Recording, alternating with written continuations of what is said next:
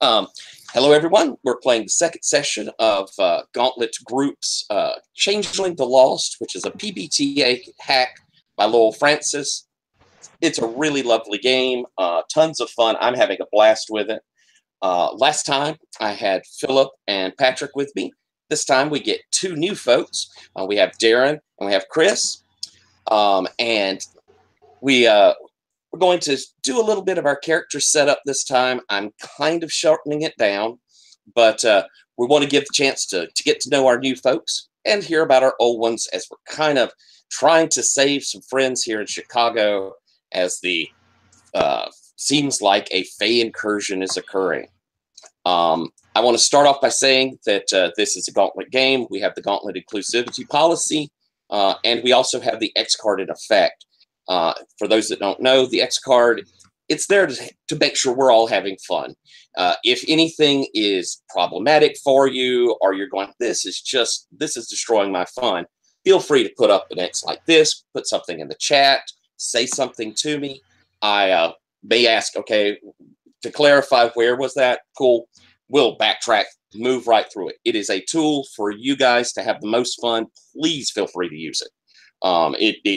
It does not bother me in any way, shape, or form to retake and just go at something different. I'm happy to, so please use it if you have some reason. That said, this is a fairly light game so far. We don't delve into too many problematic things. I do like a little body horror here and there, so if it gets a little bloody to the point you're like, ugh, feel free. With that in mind, do feel free to use it. Now, I want to go over real quick what our situation is here in Chicago. You all are changelings who are humans who were taken by the Fae off to their homeland, to Arcadia, and by their presence and by their nature, they have twisted you. You have become infused somewhat with that Fae power, but you are not actually a Fae. And so, after being tortured and treated terribly for ages in some cases, you managed to make your escape. Getting back to Chicago, which Chicago has been a haven for changelings for nearly 100 years. It is an energetic city. It's a city full of drive and lots of action and drama to it, which has given cover to changelings. And as such, there have been quite a few, probably close to 50 changelings live in Chicago overall, which is a nice size amount of people. And the courts have traditionally worked really well together to keep the changelings safe. The true Fae have always been stymied before coming in themselves because of the efforts of the courts.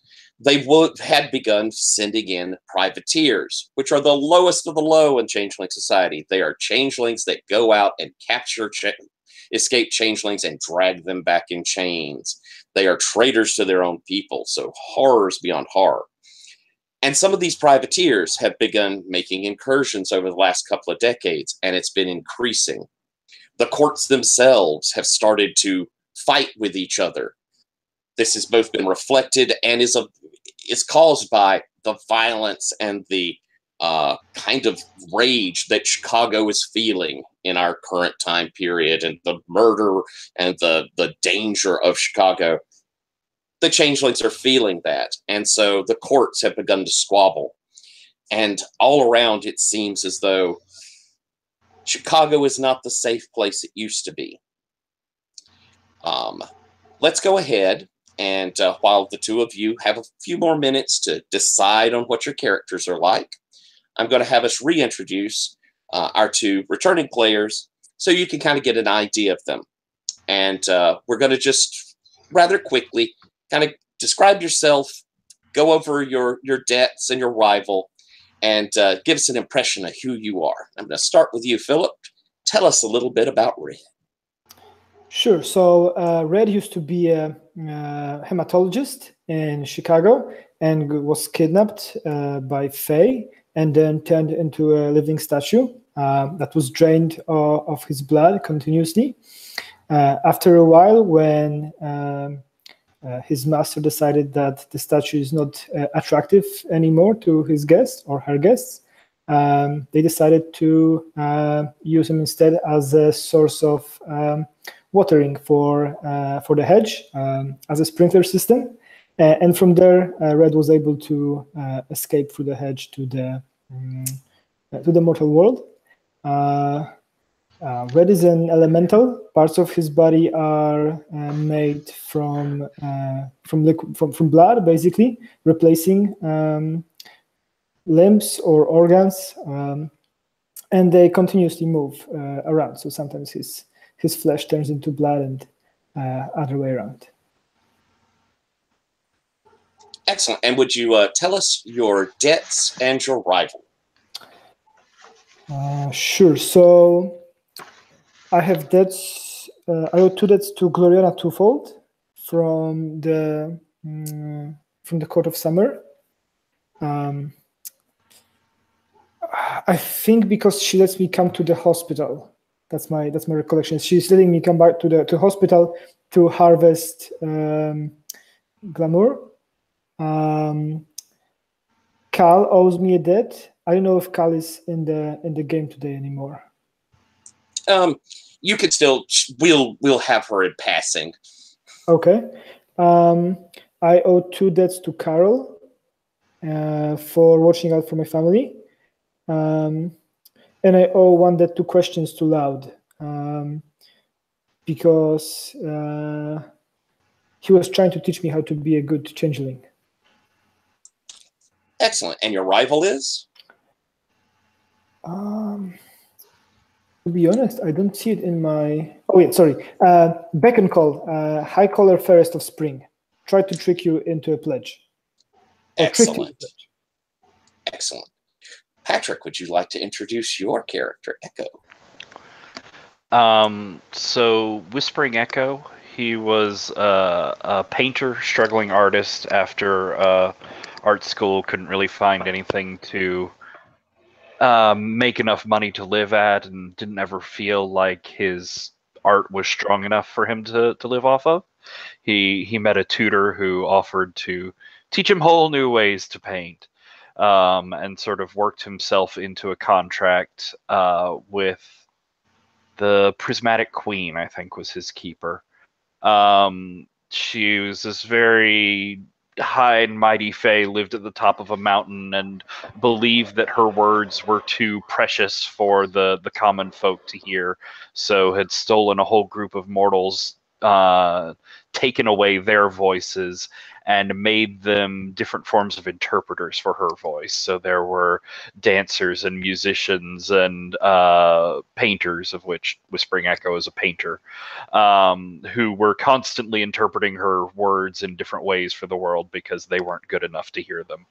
But like I said, his voice got taken away in the process. So he now, if he's in a quiet situation or close up one-on-one with someone, he can sort of whisper and make himself heard. But as soon as it gets into like a large situation or there's a lot of noise going on, he just can't make himself heard. So most of his contracts have to do with his painting and trying to interact with the world and communicate with the world in different ways through his painting, and also through playing around with people's memories. But that's just a little bit. Let's see, my relevant debts. I'm keeping a secret for Red, that Red hears the heartbeat of his former keeper all the time, sort of in the back of his mind. I fucked up a job for Palladino Avant, the Queen of Winter, who hired me to paint a portrait of her and didn't like what I ended up painting. And then I have sort of a back and forth with Beck and Call. Beck and Call, he used one of my paintings in court one time to sort of put forward his own message and overrode my words on it, and that's like a big thing for Echo because he spent so long not being able to speak for himself. And then also I know that Beck and Call hoards a strangely large stash of money, so he's my rival because I don't think entirely trust him to be working for the courts. Excellent. Cool. So what I'm going to do is I'm going to go through our two new folks, and we're going to go and find out a little bit about you and set up some debts for you guys and a rival. So, Chris, since you're on my left going down, how do you feel about, we have an idea of who we're dealing with here? I have a vague idea. Okay. Okay. I have an ogre, a cyclopean ogre. He calls himself Laszlo. He doesn't remember what his real name is. He is he's summer court. He is as the cyclopean implies, he's a really big sort of hulking guy. He's more than a little bit hard of hearing, so he speaks loudly, and he sort of lumbers around, but he's also very deliberate in his movements because he's never sure if he's going to bump into anybody because he can't hear anybody coming. His vision's not particularly great, so he's sort of slow, plodding, and deliberate. And when he speaks way louder than he probably should. He's not yelling, but he's speaking way too loud for any particular situation. All righty. How were you taken? How did the Fae trick you to joining them? Well, Laszlo used to be a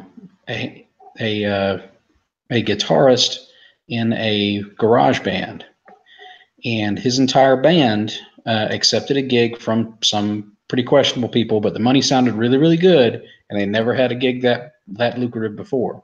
So they showed up, and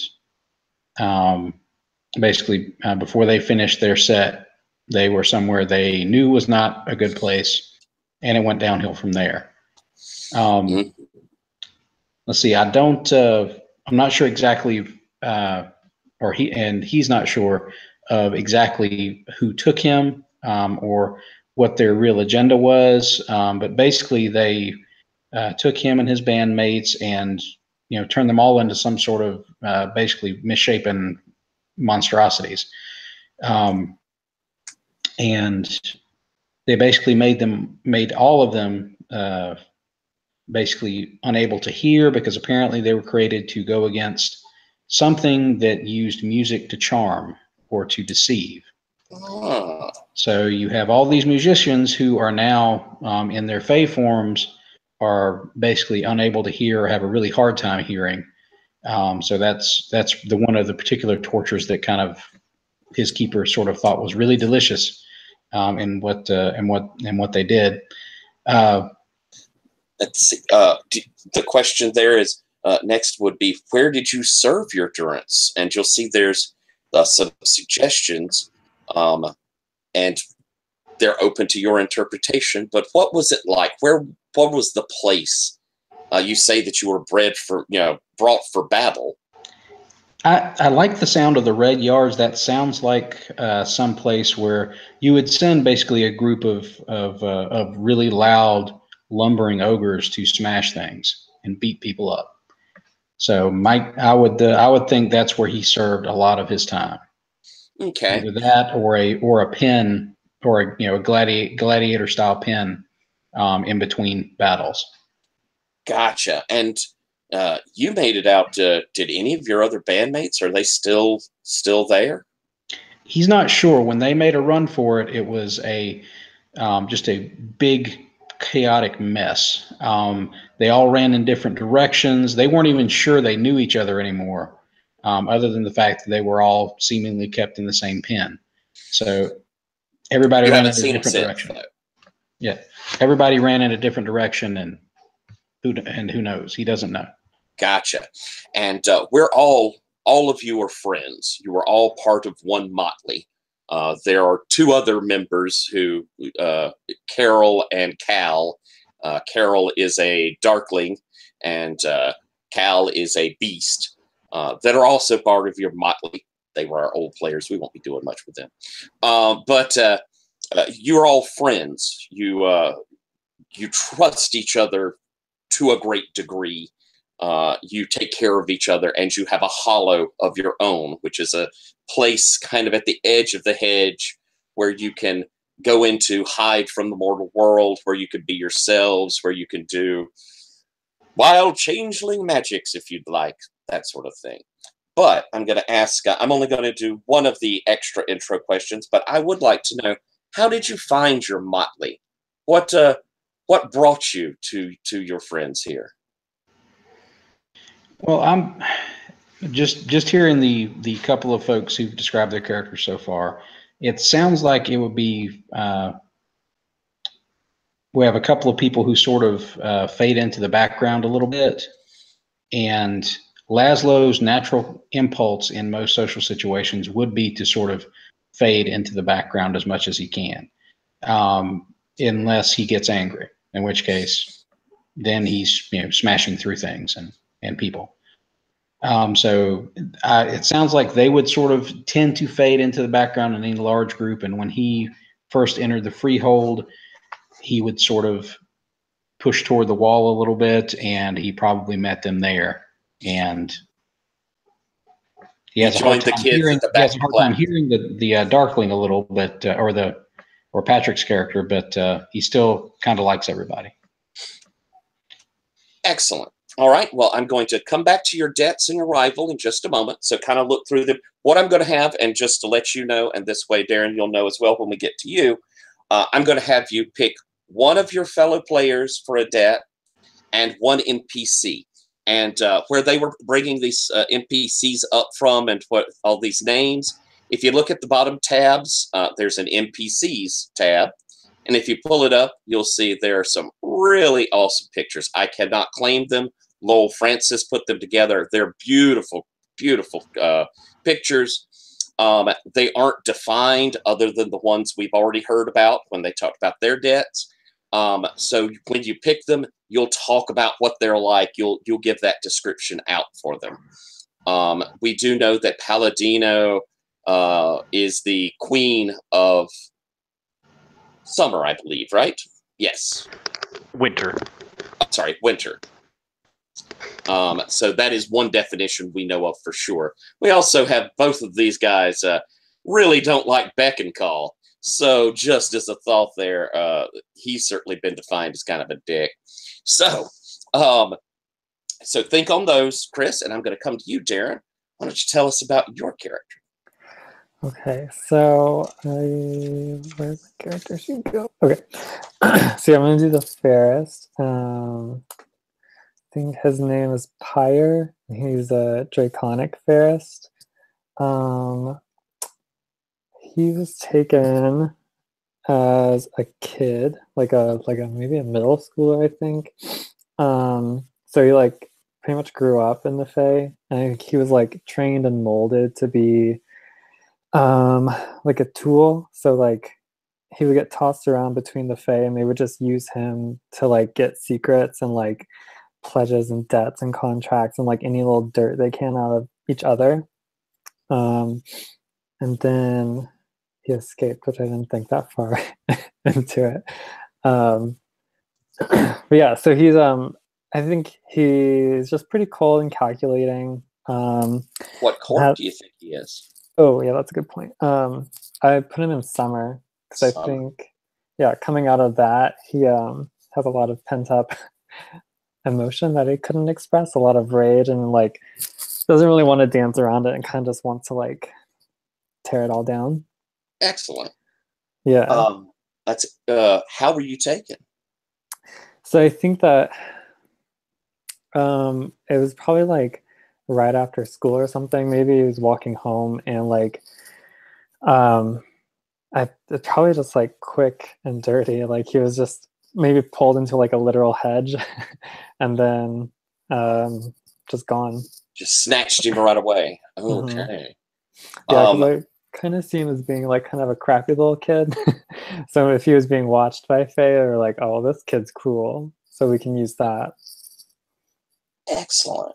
I'm just kind of interested, since you were taken as a kid, how old are you now? How long did you serve your durance? Yeah, I think, I mean, it probably felt like multiple, or it probably felt like the longest lifetime ever, but it was maybe like, he's an adult now, like a very young adult, so probably just like 10 years, 12 years, something like that. Okay.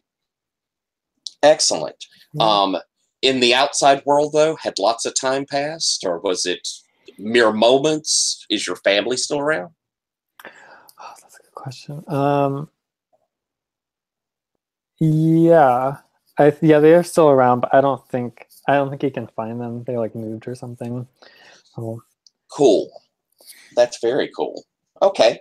Where did you serve your durance? And you'll see there's some cool suggestions there. Yeah, I really like the empty throne. Nice. What did it look like? How was this place where you apparently were there to dig up secrets and pull out information? What did your keeper have it looking like?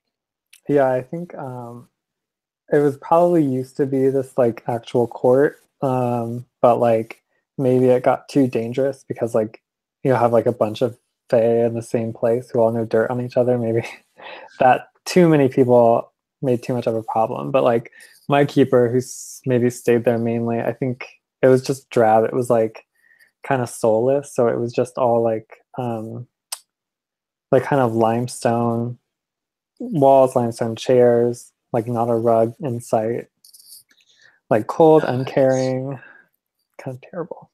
Oh, I love it. That is super cool. Excellent.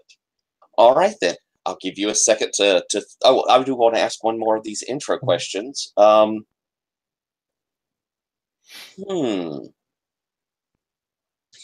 ambition burns within you? I think that Pyre's like real caught up with the like rhetoric of the summer court, but it's like a facade. And I think what he really wants to do is like be the one in power in the freehold. He kind of wants to like, he's just power hungry from seeing all that with the fae. Oh, right. Okay, that's awesome. Yeah. So he secretly wants to take over. You were used so long, but now you're going to be on top. Excellent. Cool, cool, cool. So I will come back to your debts and rival, but Chris, have a chance to look there. We want one NPC, one PC, and then your rival should be an NPC. Okay. For the NPC that he has a debt toward, I chose Sarah No Tears, the Physiker of Winter. And he owes her a debt because she helped him heal after he had first appeared at the Freehold after basically clawing his way out of the hedge. You know, he had been attacked by a bunch of hedge beasts on the way out, and he was torn up pretty bad, and he still owes her for that. Cool. Excellent. You're in your PC one? For the PC one, I'm thinking, just kind of looking at the list of folks we've got.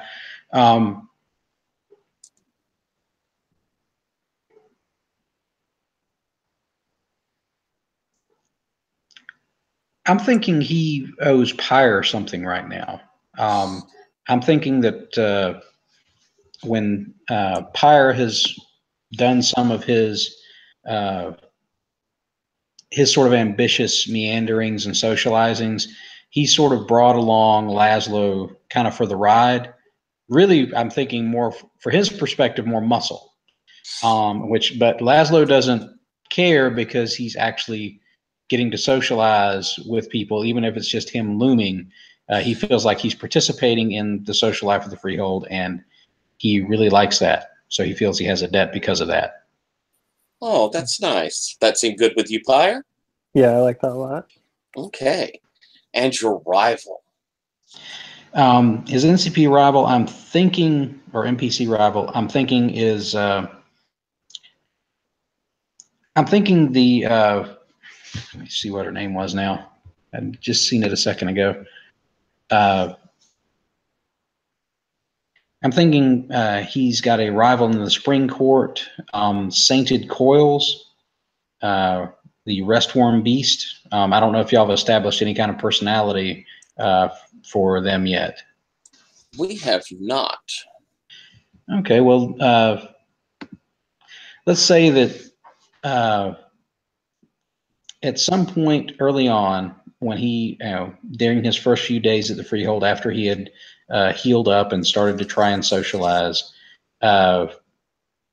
she publicly humiliated him in a pretty stark fashion at some social function. And he's still not sure exactly how she did it because he couldn't really hear what she said all that well. But everybody pointed at him and snickered, and he didn't particularly care for that. All right. Excellent. Go ahead, if you would be so kind, to write in on your character sheet your debts.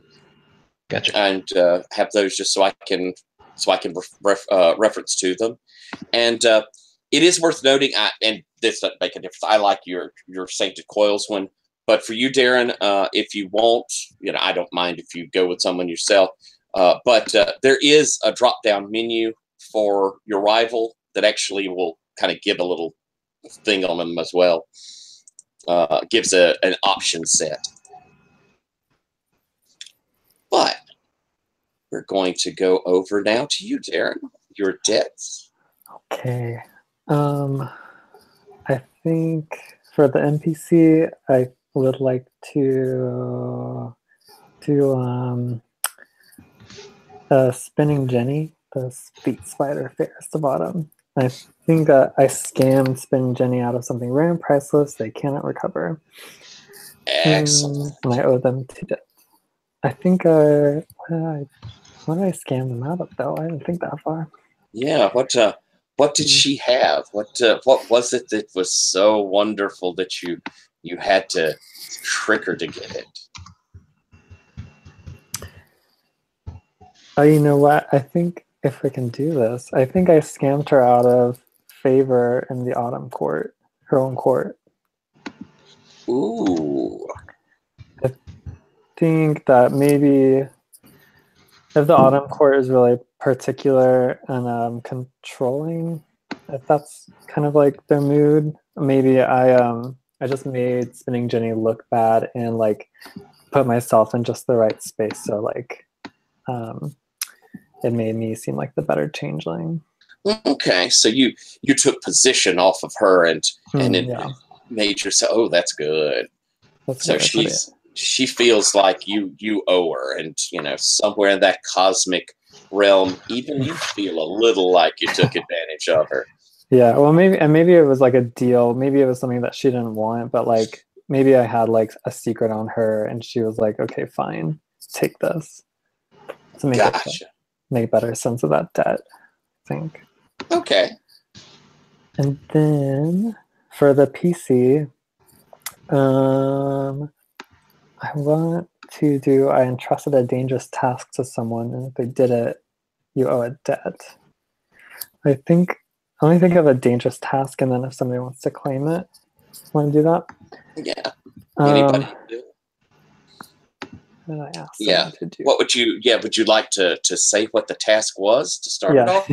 Yeah, definitely. I think. Yeah, I think I just asked someone to like quietly murder someone else from the summer court. Ooh. All right. Anybody feel up to murder? Sorry, he's not a great guy.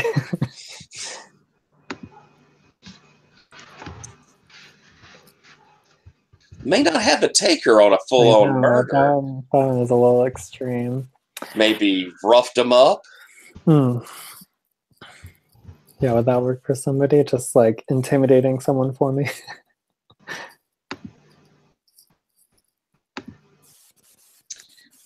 Might have to go a little different then. That sounds like maybe the guys aren't quite up for that. That's all right. I'm just not overly intimidating or confrontational. Oh yeah, that's true. That's true. Okay. I don't know. Dangerous task. Oh, such a good one. Well, let's go with this other question. And somebody tell me their secrets. I haven't told anyone about them yet. Ooh, that sounds interesting. Anybody want to take that one up? Well, I think Laszlo would probably have done that at some point during the little excursions. He's probably confided at least a little. What is the secret you've told Pyre? The secret he's told him is about how his most basic level of fury always comes from his not being able to hear music like he used to. Oh. Let's look, Pyre. Yeah, I think that's great. And knowing this secret, how does it?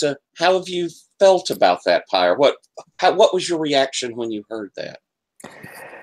Pyre doesn't care. Oh, I'm so sorry to say that, but it's like it's just like social currency, right? So like Pyre invited you along and now you just fed him this secret and it's just like something else he can use later. Nasty Pyre. I didn't expect to go this like terrible, but here you are. And your rival. Oh yeah. So I wanted to do Ashwine, the Torchbearer Elemental from Winter, as they humiliated me before the court. Oh, excellent. Yeah. I think what do you do? What do you do? I think, God, what's something that would humiliate me? I think that probably Pyre is a little reticent to like talk about what he remembered from his durance, and somehow Ashwine found some stuff out, like maybe from some goblins or something, and basically just laid it out for the court in front of me, like trying to like get me out of the freehold or something. Maybe he really doesn't like me. Okay, so this is probably something that's built up. The two of you probably have butted heads before, and then at this point, he just really laid into you. Yeah. Excellent. And that plays really well with this kind of idea that the courts are sniping at each other all the time. So, there is a good bit of animosity between the courts. But we have a motley that has sort of gone, moved beyond that. You're friends. Even Pyre, I think, probably feels some loyalty to these folks that, at least it's someone that has your back. So you're a multi-court motley. So you're becoming more unusual. There are fewer of these motleys that are interconnected with courts like there used to be. I'm going to turn real quick now to Philip. Would you like to tell a little bit of what happened last time with Cal coming in? He told you something, and would you like to describe the first bit of our adventure last time, and then Patrick, I'll have you do the end. Sure. So, if I recall correctly, Tim, that was the changeling that was being kidnapped. That's correct. Tim, a changeling that we knew, disappeared or got kidnapped by what we expected were privateers. We were able to cast some scrying spells to see what's happening to him, and he was chained in some particularly cold part of the hedge, the cold was generated by the Fae. So we decided to run to the rescue because he was our friend before he would be taken to Fae. We left. We went to, I think, his house, which was in a pretty gnarly part of town with some titty bars. That's what I recall from that journey. And then we discovered that another changeling is being kidnapped by a badger face. So we decided to rough him up a little bit, or at least scare him off. Actually, the wolf decided to scare him off, and he tried to run away to the hedge, but we prevented that. And I think I'll skip and let Patrick tell the end, but just to interject slightly, because I think Philip did not give the full awesomeness that he was. He pulled up blood and stared into it to scry on these people, on Tim out there, and through his bloody pool mirror, saw that indeed this guy chained up and being held captive.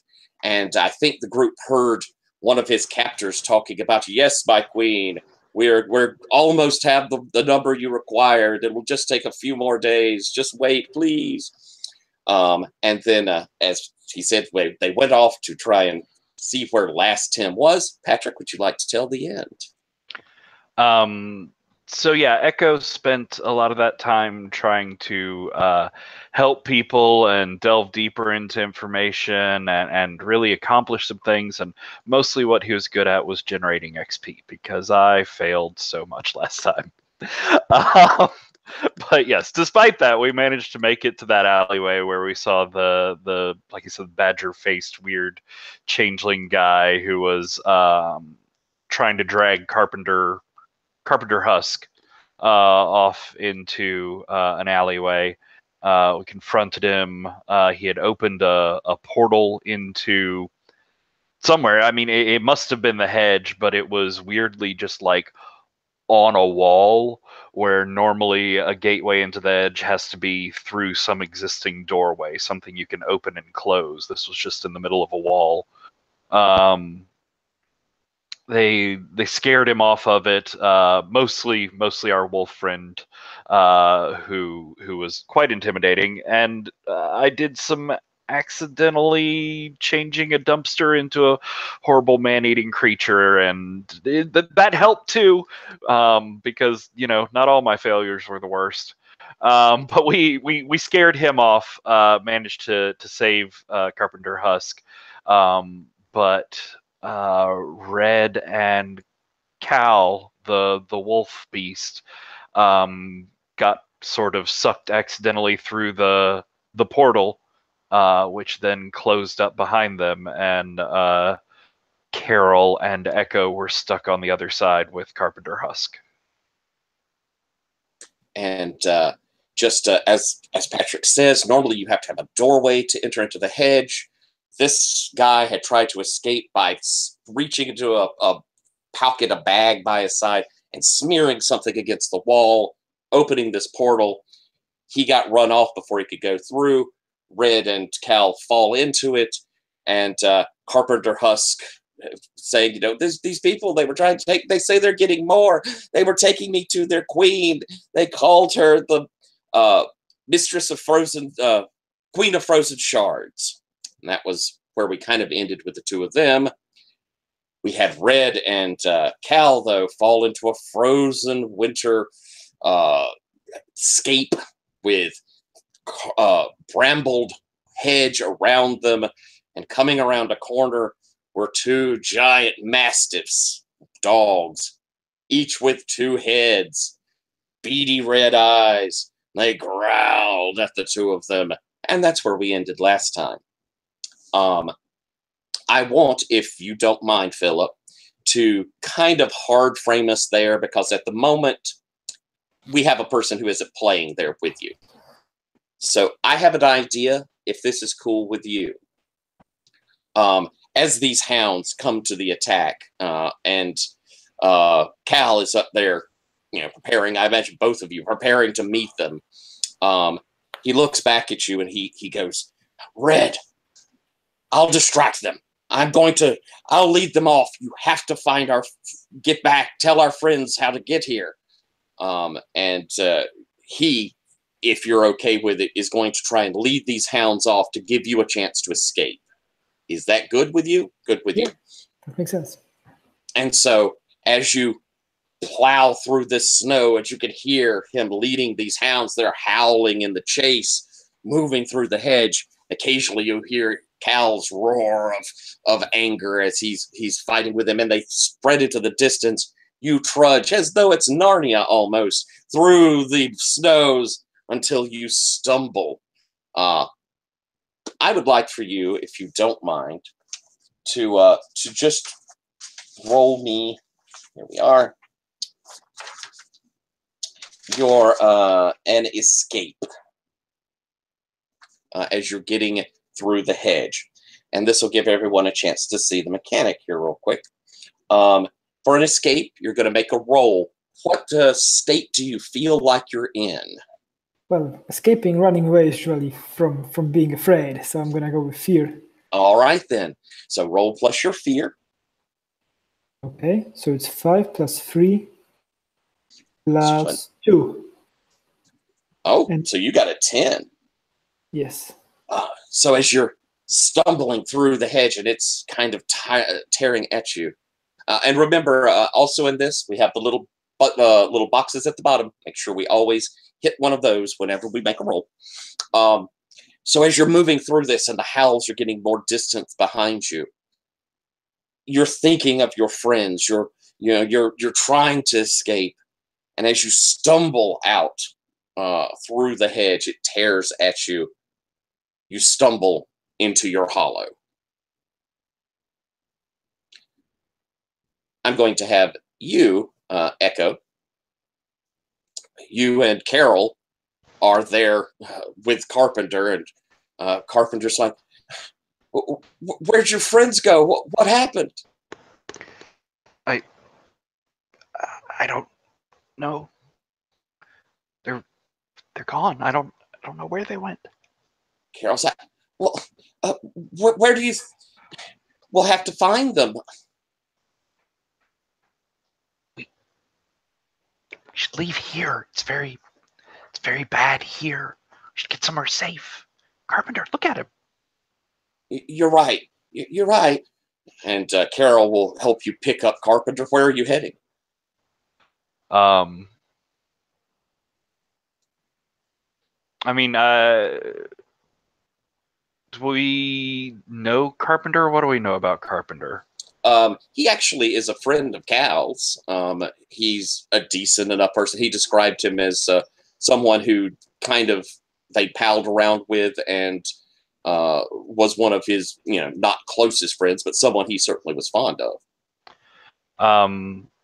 Then yeah, I think we'd take him back to our hollow.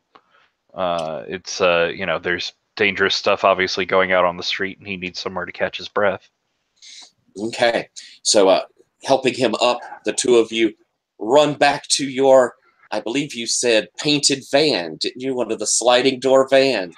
Oh yeah, I have a painted panel van. Want to describe your painting on it again? I believe it was like a hilly nightscape where the sky sort of explodes into swirling crazy colors. Jump into it and head out of downtown Chicago. Weaving through the traffic, you tear back through to the suburbs where your hollow is. As you're coming up, I'm going to say that let's have one of our new folks be on their way just outside of the hollow. So one of you is going to end up meeting Red. The other is going to end up meeting Echo. Which of you would like to meet Echo here first? Higher or you, Laszlo? Laszlo? Yeah, sure. I'll do it. Oh, all right. So, Laszlo, your hollow is, again, that sort of safe place. It's your clubhouse. It's where your friends hang. It's a place that, you feel comfortable. So as you're heading up to it, you see a van you recognize very well come skidding around. I'll give you a chance here. Tell me what the front of your hollow looks like. What does it look like in the mortal world? Are you asking me or Echo? I'm asking you, Leslie. Okay. I'm thinking the normal entrance to the hollow is kind of like an alleyway. That's kind of it seems like a blind alleyway, but you can actually enter the hedge by proceeding back there and kicking one of the fence boards that supposedly block the back of the alley. Excellent. So as you're at the kind of heading down the alley, the van comes skidding up. Echo, what do? You see your friend Laszlo there heading into the hollow. We've got probably Carol helping Carpenter. Yeah, we sort of pile out of the van there, and we come, I think, running up to Laszlo. There's the sound of the van still running, and we've got several of us here. And I think Echo opens his mouth to start trying to explain to Laszlo, but we've been through this dance so many times of no, I can't talk any louder. So I think instead he's just motioning up and down to Carpenter, who's obviously wounded, and I make sort of a thunk motion. I say, in, pointing in. There's trouble in the hollow? No. That way, pointing behind. Ow. Somebody's hurt? Pointing at Carpenter. Timmy's down the well?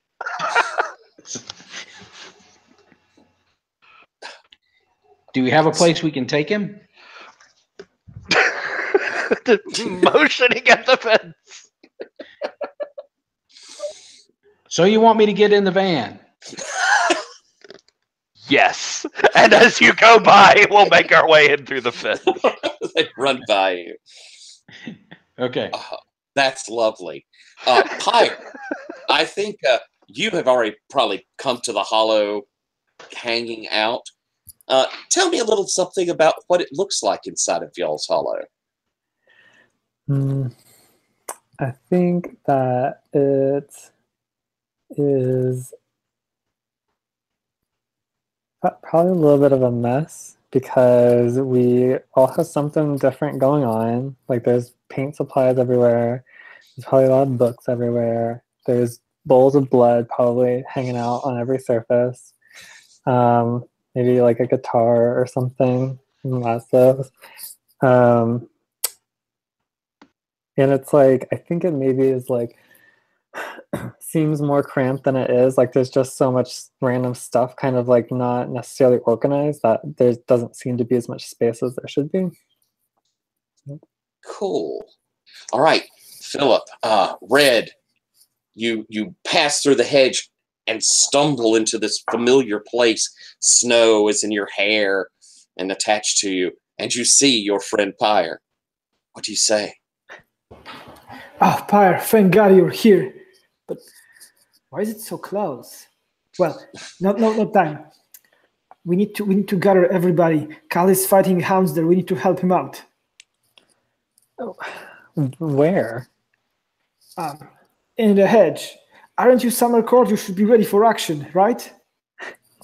Oh no, I have other things going on. I'm just run into the hedge. No, there are privateers. We need to get rid of them and quickly. And they have hounds. They will be here any minute. Where are Laszlo and Echo? I don't know. They stayed on the other side. Echo at least. Laszlo, I have no idea. But we need to help Carl. Otherwise, they will take him too. Well, how are we going to get into the hedge? Wait, we're already in the hedge. How are we going to get back to where you were? We can follow my footsteps. There is snow everywhere. There's not usually snow here. There should be now. No. All right, let's go. I'll follow you. Can we grab somebody else? What about Laszlo? Do you know where he is? No, I have no idea where they're at. As you say that, Echo, you come tumbling into the hedge. I mean, into the hollow. Behind you also comes Carol with Carpenter, who Carpenter is just, I mean, he is totally shaken. She goes, "Oh, Red, it's you." Laszlo, can I guess that probably seeing the rest of them go in, you have followed? Yes, I'm guessing this is what they meant. Not for me to get into the van, but for me to actually follow them in. And so Carol looks and says, "Oh, Red," and she probably will come up and give you a hug. You're safe. Where's Cal? He's back in the hedge. The hounds have him. We have to help him out very quickly. Carpenter's like, "Oh no!" And Carol has gone over to try and come. It's okay. It's okay. As Laszlo, you come in. You hear this. Echo, you hear him say that. Have a chat amongst yourselves there. What, Laszlo, what do you say? Hounds? Are we and hounds and privateers?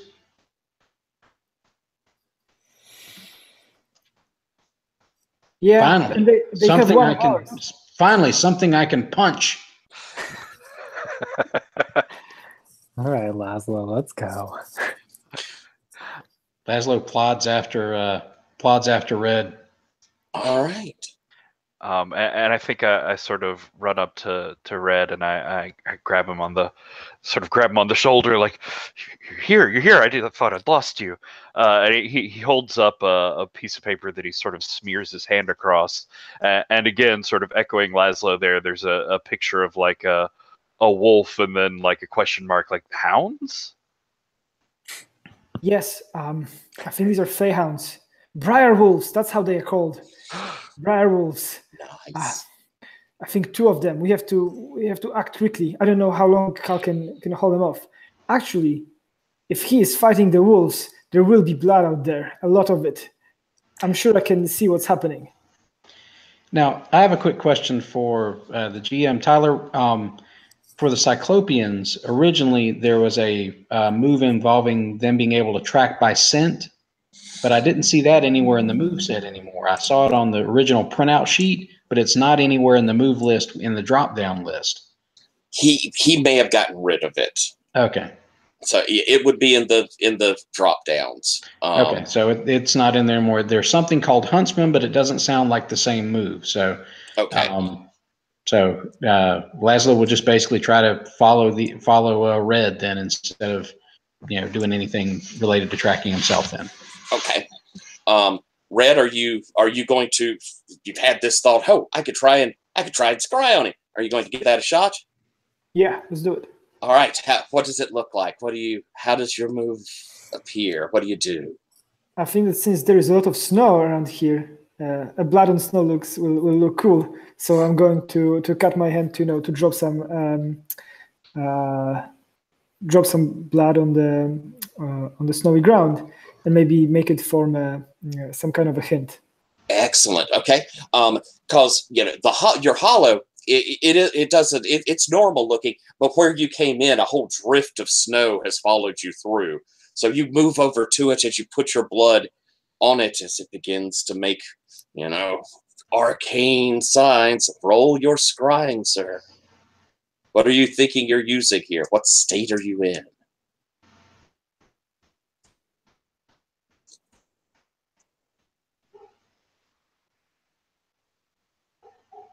I think I'm worried about Cal, so I'm gonna go with fear. Excellent. That will actually make me go into the spike mode, I think. All right. So you have spiked, meaning that you will get +2 on the roll. So you're rolling Afterwards, plus. I think after this one. Oh, after this one. Oh, okay. Yep. Oh, you're just hitting your 5th. Okay, I gotcha. Okay, so I have 5 + 2, that's 7. Ooh, excellent. Well, what does that? That gives you the ability to read a sitch at a distance, correct? Mm-hmm. All right. So you have one question. As you're looking, and this thing is, the blood is making images in the snow, and all of you can kind of see it flowing around as Red's looking into it, and you could see a figure. And you can see also those 2-headed dogs.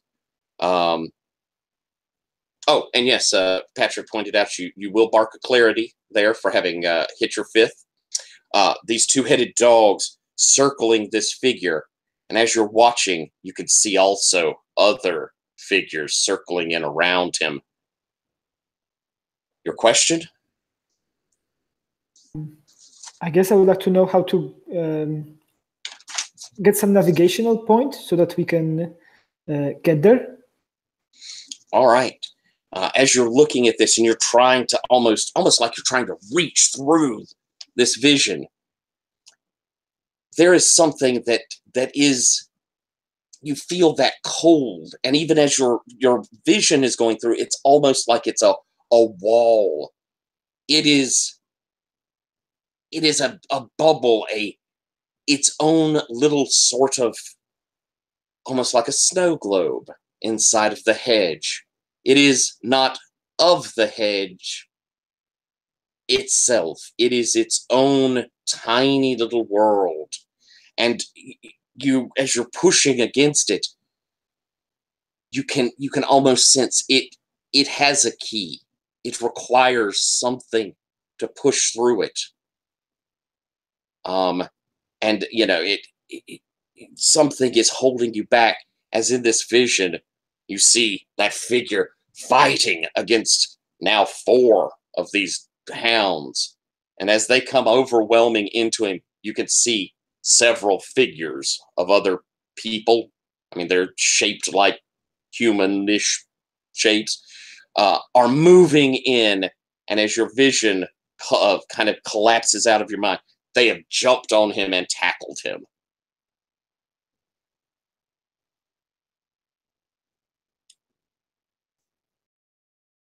What do you do? Cal is in trouble. Let's move quickly, and then try to lead the rest into the direction that I think this will be in from where I came. All right. As a question, who do we think is usually? Do all of you open hedge gates often, or is there someone in the party that is known for being particularly your hedge navigator? Who of you feels the most comfortable making these? Is it you, Red? No. I was thinking Cal. Yeah. I mean, I could probably paint us up a doorway pretty well. It's an interesting idea. All right, want to go off that? All right then. Why don't you then do a into the hedge roll? And how are you? What state are you feeling?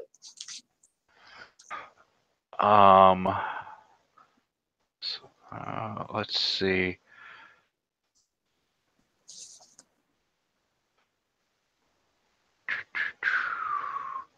I think this probably to open up a hedge gate, especially like one that we want to try and lead us to somewhere in particular. I think he has to think like the Fae, and so it's going to be on power for a keeper faction. All right. I have a thing. There's some dice. Oh, they like me better this time. That's a 12. Ooh, fantastic. All right. So I get to pick one of the top ones and only one of the bottom ones.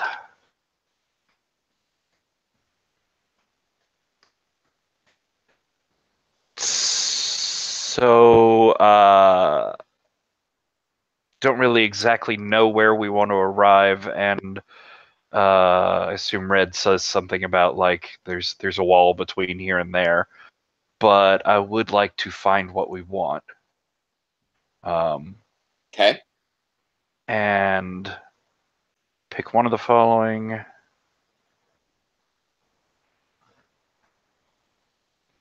I'm gonna mark clarity.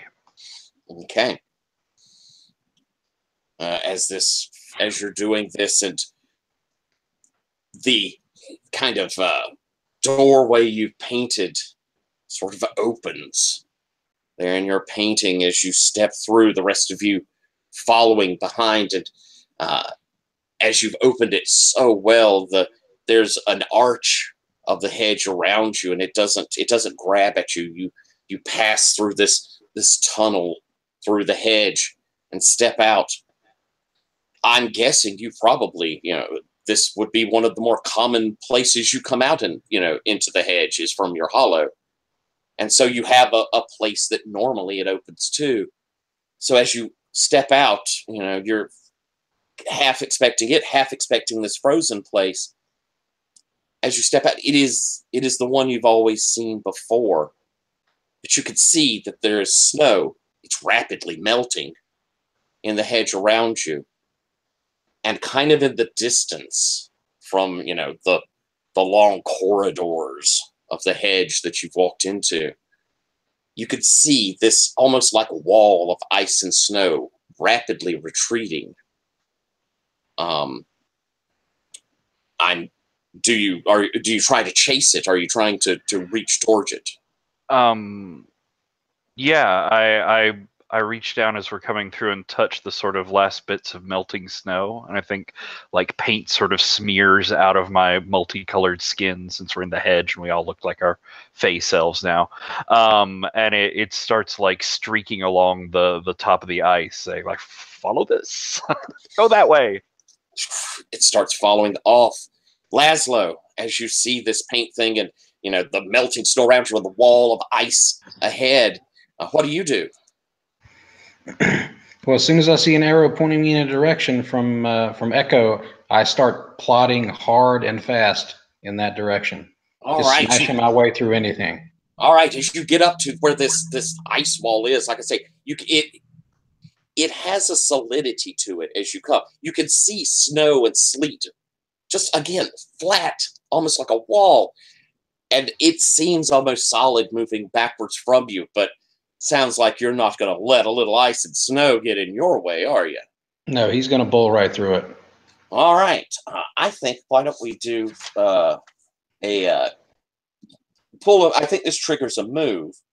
Do you think you're calling on power? Are you using some sort of your big fayness to smash with a magical type thing? Or do you think you're just unleashing an attack and smacking it with your? Do you have a weapon, or do you use your fists? Oh no, he doesn't generally carry a weapon, so he's just basically bull charging right through it.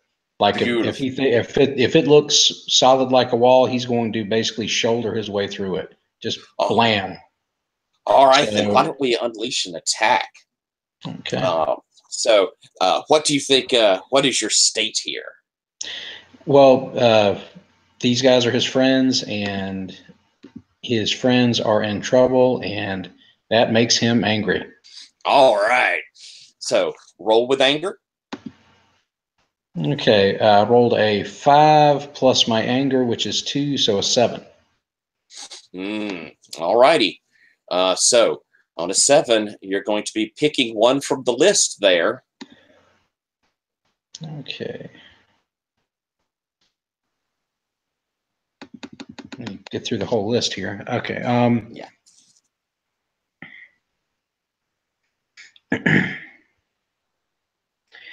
All right.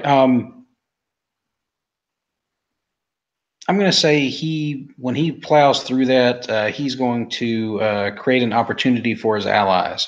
So whatever's on the other side of that thing is going to be sort of thrown off balance by him smashing through it.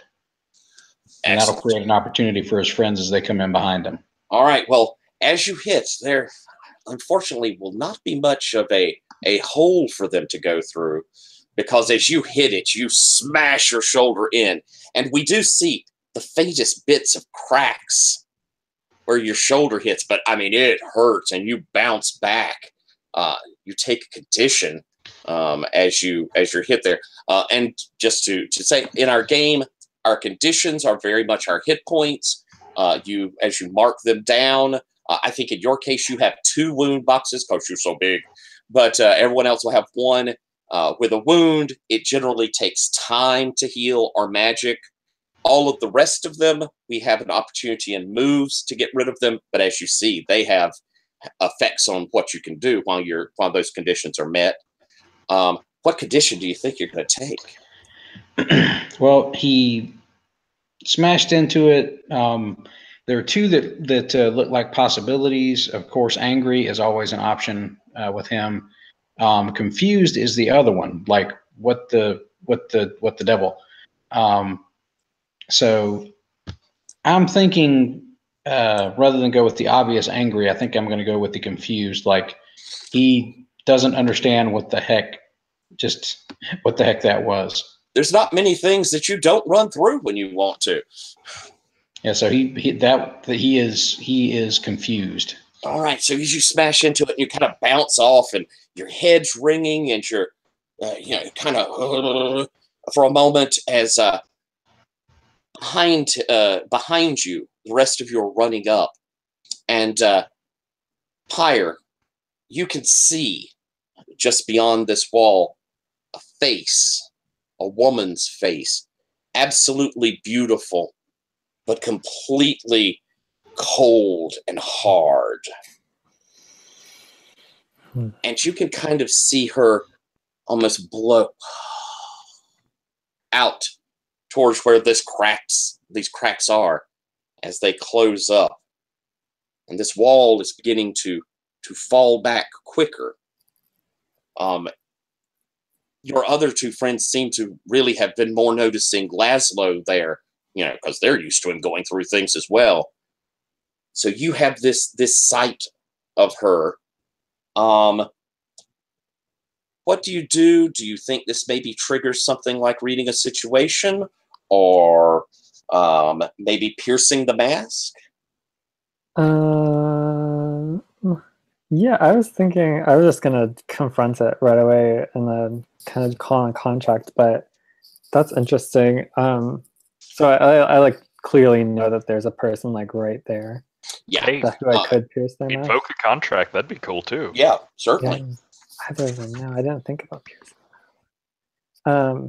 Yeah, no, I want to invoke a contract. And I want to do a greater power. I want to do like a contract of summer.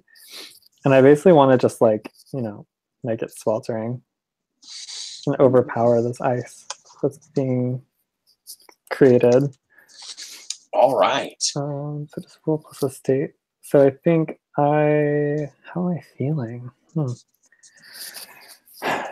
I think that I'm feeling powerful because calling on these like contracts, these fey powers, makes me feel that way. What's my modifier? 1? Oh, okay.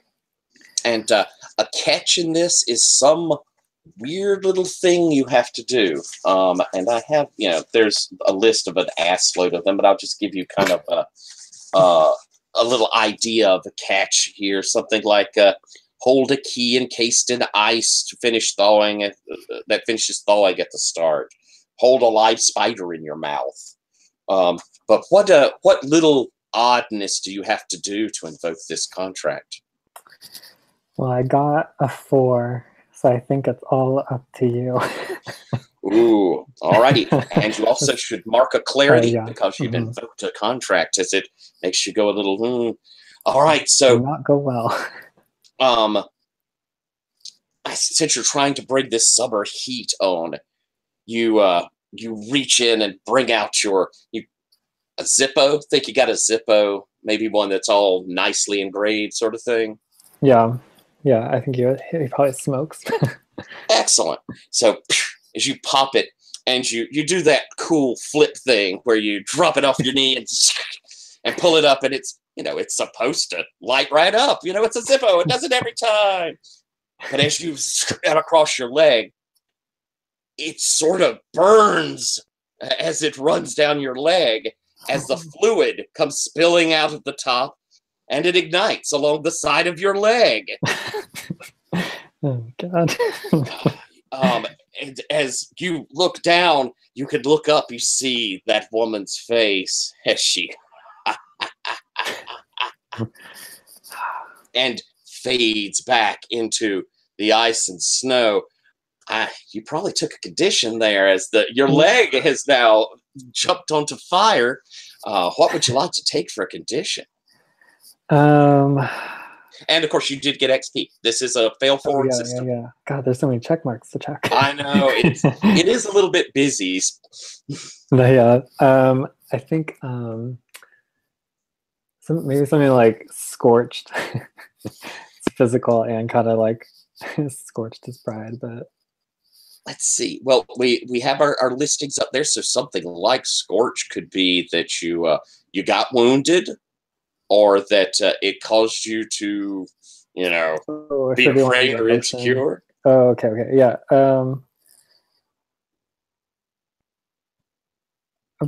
I think angry. Excellent. To look like that. Cool. So you're going to mark angry, and that means that you'll be rolling with disadvantage when you do support or pierce the mask until we have a chance to clear it. I'll come to how we clear it in a little bit in just a few minutes. Okay. And this is a game that has advantage and disadvantage. If it says you're rolling with advantage, which is what you do when someone helps you, you get to roll with advantage. Let's roll 3 dice, take the 2 highest. It says disadvantage. Unfortunately, it's 3 and drop and take the lowest. So as you're doing this, and you're pissed off, you're smacking the fire out. She's laughing at you. As she moves back, and is disappearing back, those cracks completely seal up. But as they're just closing, you can see kind of a little bit of light there, and a tiniest little drip of a liquid runs down and drops to the snow. As you guys watching poor Laszlo, as he's, y'all are kind of surprised at this, and then you see your friend Pyre going up in a pyre. Oh man! As the wall just retreats at great speed away from you, and it is gone. Echo, what do you do? What do you say? I don't say a lot. What do you draw? What do you sketch? You said something dropped from it? Pyre, do you say something about that or move over towards something? I'm sorry, what'd you say? What Echo was saying? Yeah. I missed it. I was asking you, Tyler. You had said something about something dropping from it? Yeah, there's a drip that had come down that had landed in the snow. Is it, like, distinct? I don't... Pyre's the only one who had noticed it, really. So, because he had been staring up at this. But it, and Pyre, as you're looking where it dropped, it has made a little hole in the snow. So it didn't look exactly like water. It was too blue for that, but it dripped into the snow and sunk down. Yeah, I probably, as I'm like slapping out the fire on my leg, I probably walk up to her and like, Echo, do you look at this thing? Do you know what this is? Yeah, I'll come over, look at it. Pull the snow hole in the snow there. Yeah, you pull the snow back, and sitting there where it's made its little impression is a tiny teardrop. It almost looks like, say, a gummy candy. But it is bright, brilliant, no natural food color type thing. That what they have raspberry flavor always looked like. That electric blue color just dripped right there. Do you reach and touch it? Yeah, I'm gonna pull out a paintbrush and sort of reach it down to like brush up that drop there, or sort of pick it up with that. I think maybe read a sitch apply here. It certainly could. Yeah. I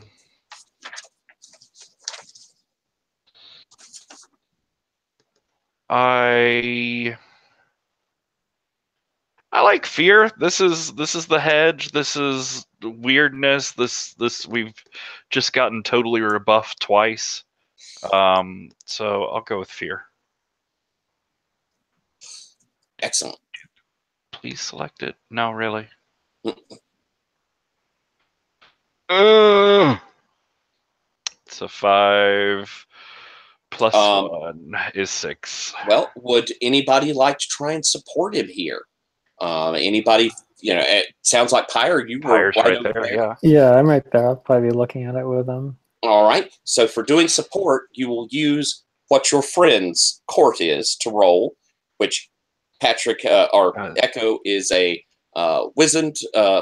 Is a winter. So that means you're coming off of sorrow. Okay. Roll -1.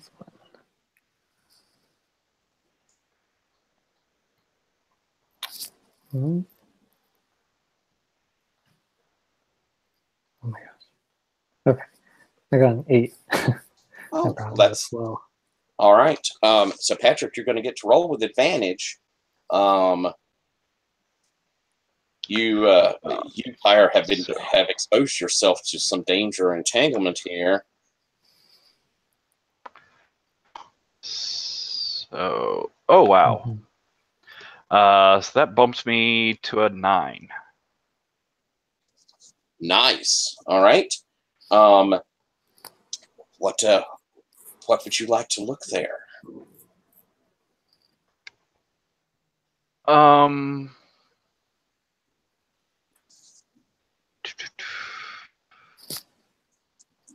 It's between those last two.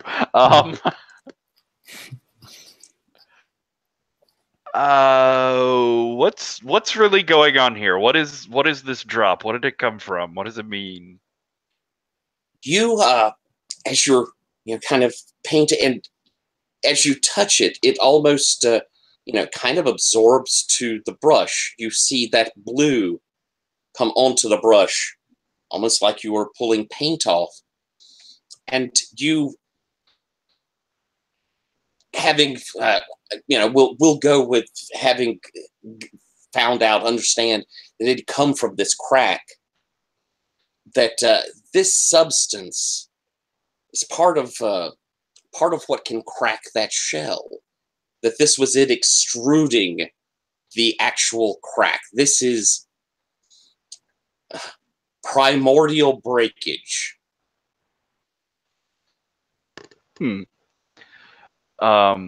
So yeah, I pull out like a little empty film canister, some sort of little jar or something, and sort of brush that bit of it off the brush into the canister, and then I'll go over to like a rock or something, some flat surface on the side of the path there. I think like a boulder with a flat face on it. And I again sort of smear my hand across as paint is left behind, and it forms up into an image of like I think a key that like goes into a lock and unlocks it, and then he sort of thinks for a minute, and he's like, well, and he sort of touches it again, and then just this giant hammer comes down and breaks both the key and the lock open. And it's in that same vibrant blue that he's sort of like pointing up to the jar he has. As you paint this on there, on this rock surface, you can feel an opening up, a portal of such. It's tiny. I'm not using that paint. I'm saving it because it's all we have. I'm painting in the same color as it to sort of indicate. Oh, okay. Oh, to let everyone know. All right. Red, you see your friend Echo doing this.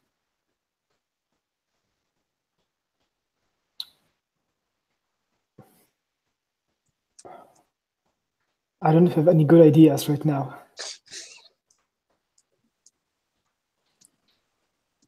That's what Red says. The rest of you, anybody, Laszlo, you've been staggered a bit, but what are you saying? What are you doing? Well, Laszlo sort of is still scratching his head and looks down at the painting on the rock and says, looks like one of those old Roadrunner cartoon doors. Really loudly, like right in Echo's ear.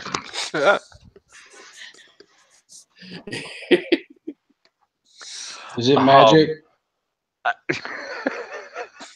He looks sort of consternated, like, oh, Fine. And I think he reaches down again, and I think the colors take on like a sharper relief. It has the hammer breaking the lock, but it's icy, and then I think they fade into like whatever the sigil for the Central Court of Chicago is. And I want to roll to try and make myself understood. Okay. Just gonna be beauty is truth, truth beauty. What you rolling, you think?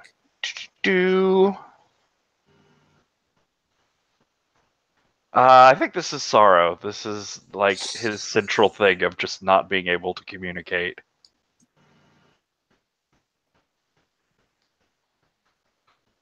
That's an 8. Excellent. So the move should allow you there to do what?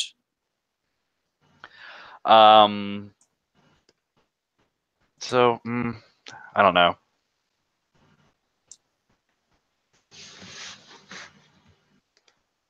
Maybe it wasn't a full-on move. The options aren't. They're sort of. I aggressive. think we've established in the fiction that this is how you communicate. We can go off the idea that with this roll, it was a conditional success. So with that in mind, what is the message that you convey to your friends? I think I'm trying to say, like, we need to go ask people smarter than us what this stuff is. And what do you think it gets read across as? What little condition in there? What weirdness goes slightly astray? I don't know. Why don't you decide? All right. Then, as the group is looking down there, and you could see he's saying we need help with this, but you're pretty sure that as you're looking down at it, he's suggesting that probably someone from Summer Court would be the best ones to talk to. That maybe Summer is who we should go and see. Summer is really good at breaking things. Yeah, I think Pius is like we can go talk to them. I guess if somebody knows how to break down an ice wall, it's probably Summer. Actually, I wonder if it would be easier to break it from the other side. Can I try to teleport myself to the other side? You can certainly. Well, at this point, you've the ice walls moved away. Your teleport is a line of sight, isn't it? It's a nearby distance, I think. Well, then what the hell? Let's give you a shot at that, because I think it'll let me tell a little more about what's going on. And it does say at least that this may pass through barriers. Mm-hmm.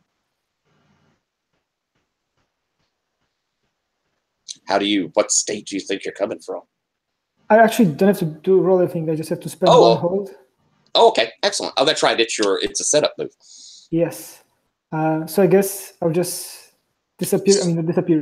Splash into a pool of blood, and then crawl over the ground and seep into the ground and go underneath the barrier. All right. As you watch Red down, Red, you're scooting across, trying to catch up with this while move through it. And as you get to it, and you're trying to move under it or move through it, as you come up to it, you can feel that cold become just biting, and you can tell that you cannot make it through. You can tell that it somehow is almost like it is not a part of this world, that it is enclosed. But as you come to it and you're trying to push through,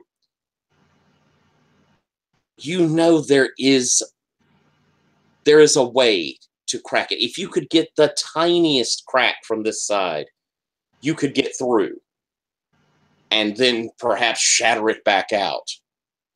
But as you're coming up against it, in effect, sort of fades from even being in front of you. It just ceases to be. As though it's gone too deep. I think this is part of Fae that is manifesting here, and we need to find a crack in this structure, and only then we can break it. A single crack will suffice, but I have no idea how to find it. So we have to find the wall and then put a crack in it? Either put or find a crack. And so, go ahead. I'm sorry, Fire. Yeah, I think we were close before. When I tried to use a contract, there were cracks in it, but there aren't anymore. And so our group, with the suggestion, perhaps finding someone with maybe more knowledge or someone who could help you, sent by Echo, knowing that this wall has seemed to escape beyond your grasp at this time, I think our party probably will, with some regret, return back to go and seek some advice. And we're halfway through, so I think we're going to take a bio break, give ourselves a chance to shake it out, get a little something to drink. So why don't we do 5 minutes? We'll be back at 9:42. And I think we'll go and maybe try and do some talking and social interactions, which is a little different than a whole bunch of banging we've been doing so far. But just as a setting thing, like as we're discussing and going about it, I suppose there is also the option of trying to find a goblin market. That's true as well, which could be really, really cool. So like either go back to the city and try and get help at court, or stay in the hedge and go and try and find a goblin market. What do people like? I like either. I think the goblin market might be good momentum, though, since we're already in the hedge. Goblin markets are cool. Yep, I'd prefer to do the goblin market. I love those things. Neat. All right, then. Well, then, like I say, we're going to take 5 minutes, so we'll say 9:43, and I will see y'all shortly.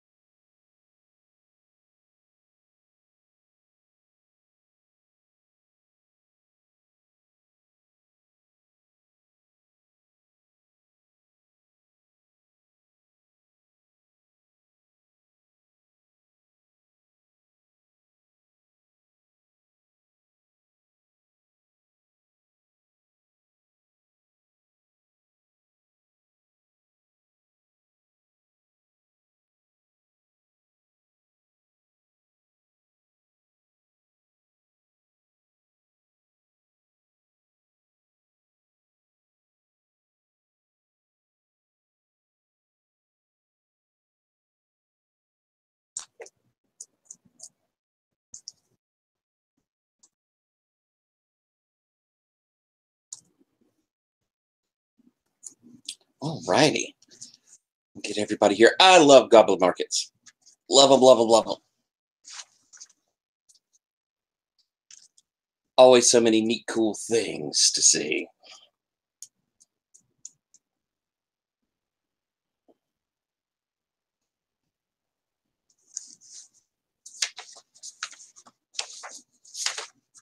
It's nice to see a lot of the moves get pulled out too. I thought that was neat. I may have stymied you a bit on actually getting through things, but it was nice to see the moves come out and do interesting stuff from your characters. That was fun. Yeah, I'm interested to see more how the contracts work. I didn't have a chance to kind of read through that section as deeply as I'd like. Patrick got to play with Lowell and played a more extended game. What did you think of all the contracts and kind of give a little quick blurb on how they work? It's neat. You know, it's very much just the free form off of that invoke contract move. So it's I like the part about creating a modest or cosmetic effect, and you just name it and it happens. Just these weird little things you can do that if they're not that important, they just happen. Also, contracts is a great way to start advancing through your clarity marks. That's how I did it in the last campaign. But they, you just sort of you consider the details and sort of bits of your character and come up with something appropriate and sort of go forward from there. They can be pretty huge. Yeah, they can be really large.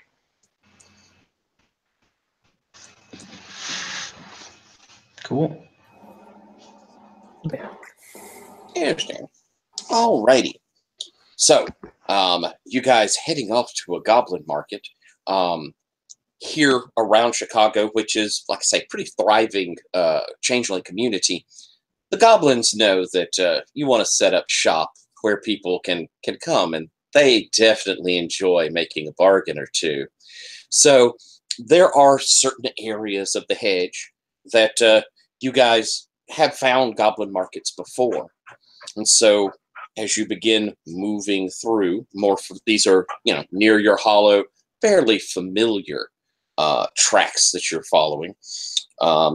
You will eventually get to one of these more long-term markets.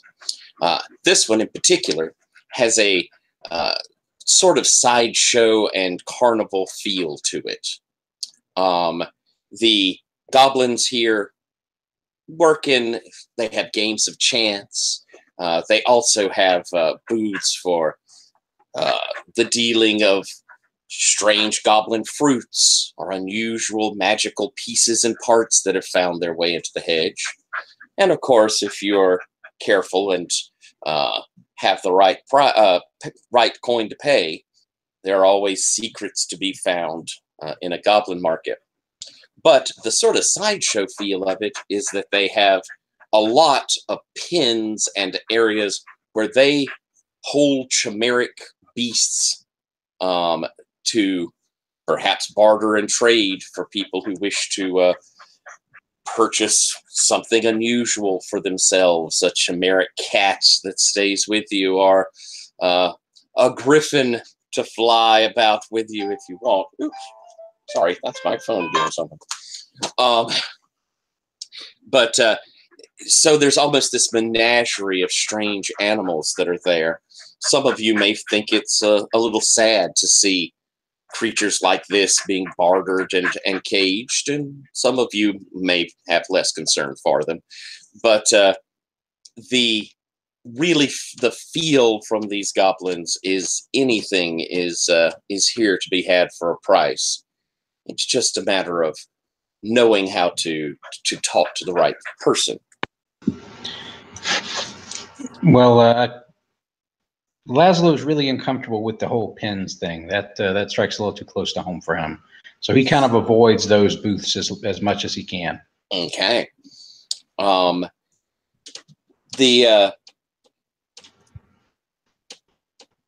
think that was Patrick trying to maybe tell me that he... Are you there, Patrick? Yeah. Oh, okay. Okay. I'm sorry. I thought that your computer had dropped there. I thought that was you calling me, and I was like, oh, shit. I should have answered that. Okay. So, Laszlo kind of steering away from where these animals are. But, Red, do you come often to the goblin markets? Is this a place you frequent?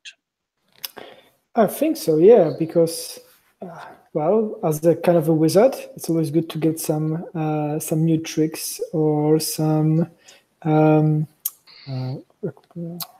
things that are used for the rituals. The materials. All right.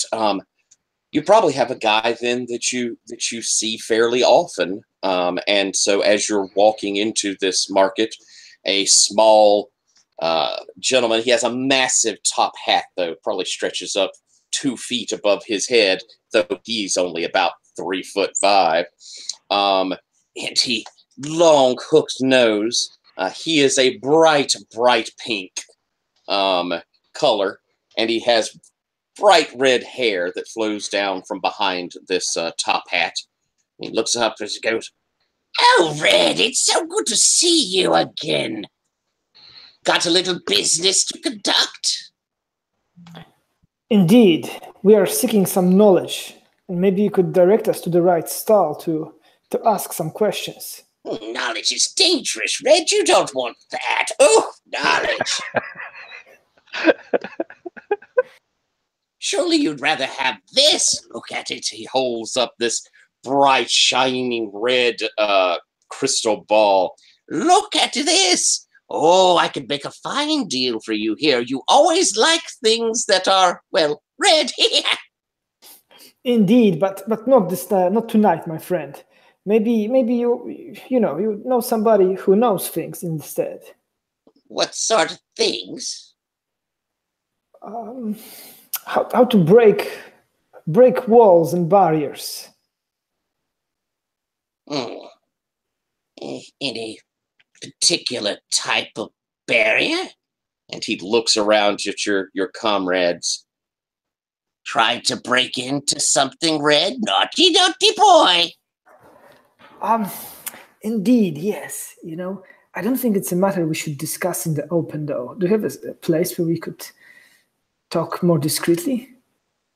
Of course. And he leads you guys back kind of behind his stall.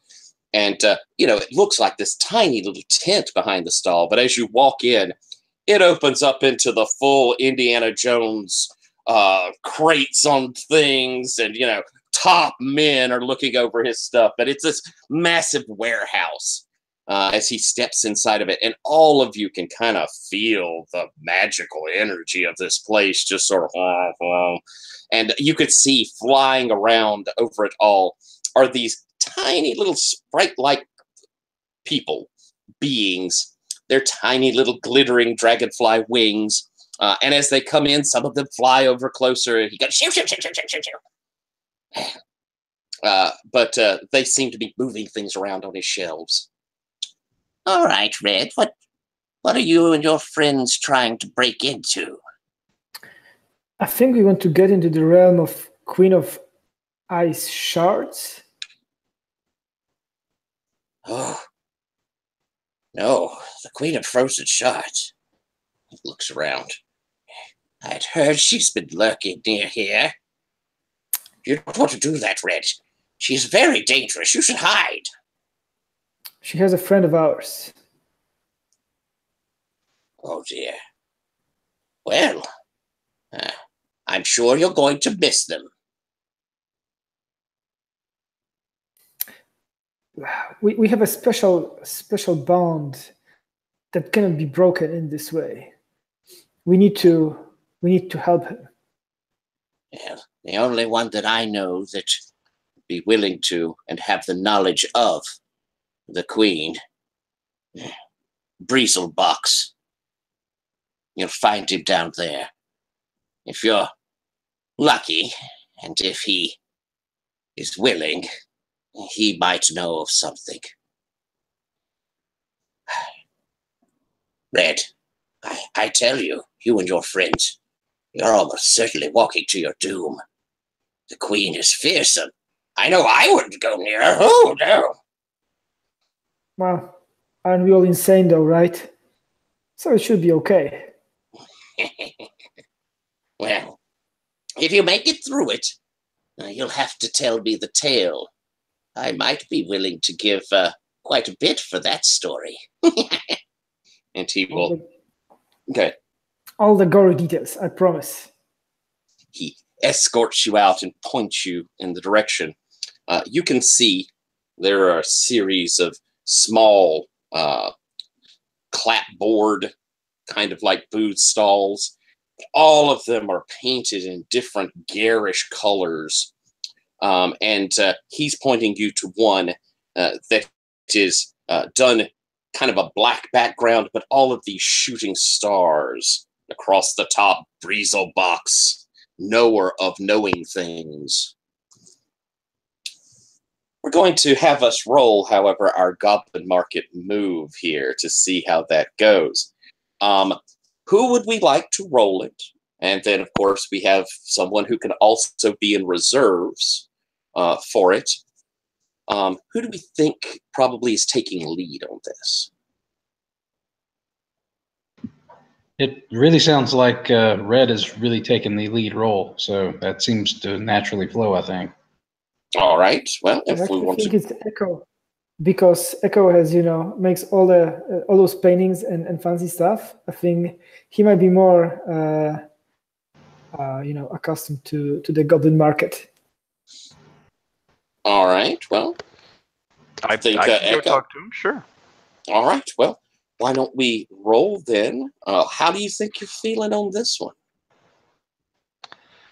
I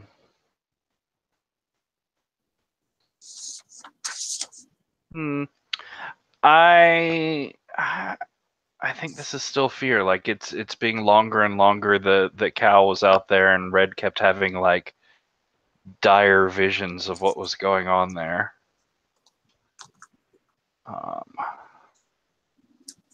Let's see. Phew, that's a 7. All right.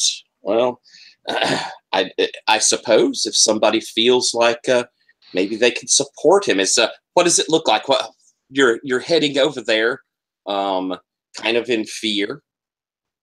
What does it look like as you head over? So yeah, we go in there and start dealing with him. Is that you can? So you're walking straight in, and as you head in, you can see that there are inside of this room. It's hung with black velvet, and there's stars all through it. So as you come through, and you're kind of pushing, you're getting lost amongst it. So as this is, as he's hunting through, anybody feel like they can add a little support there? Pyre, you think you can add some support? Yeah, I was just about to volunteer. Let me roll. I remembered that I didn't do this last time, but I have disadvantage on support rolls because of my state. I think I'm feeling calm though, because we're like in the safety of the market.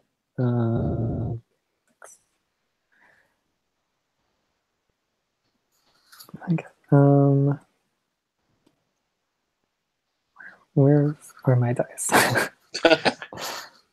just have 7 and 2. I'm so confused by this. Did they pop down? Yeah, I said I got a 7 and a 2, but I don't. I'm so confused. I tried to roll 3. Let me just use some random dice roller so I can get a number here. Okay.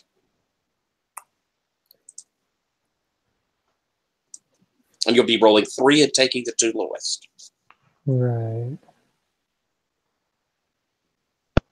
Oh, okay. Never mind. That worked better. Okay, 3, 4, 5, 6. Yeah, that didn't work. And you got a 6? Didn't help at all. Yeah. Okay. So, and again, mark your little box underneath what you use there, which would have been Sorrow in the case of since you were supporting him. Oh, yeah, that's right. And as you're moving through this thing, you kind of get tangled up in it, and it's as though almost these claws are trying to kind of pull you and almost constrict you. As Laszlo, you could see Pyre. It's almost like he's disappearing, almost like he's being pulled away from your group. What do you do? I grab him and pull him back. Why don't we do then why don't you roll me a stay strong? Okay. And how are you feeling? What's your stat off that? Well, I'm thinking right now he is probably he's probably getting into the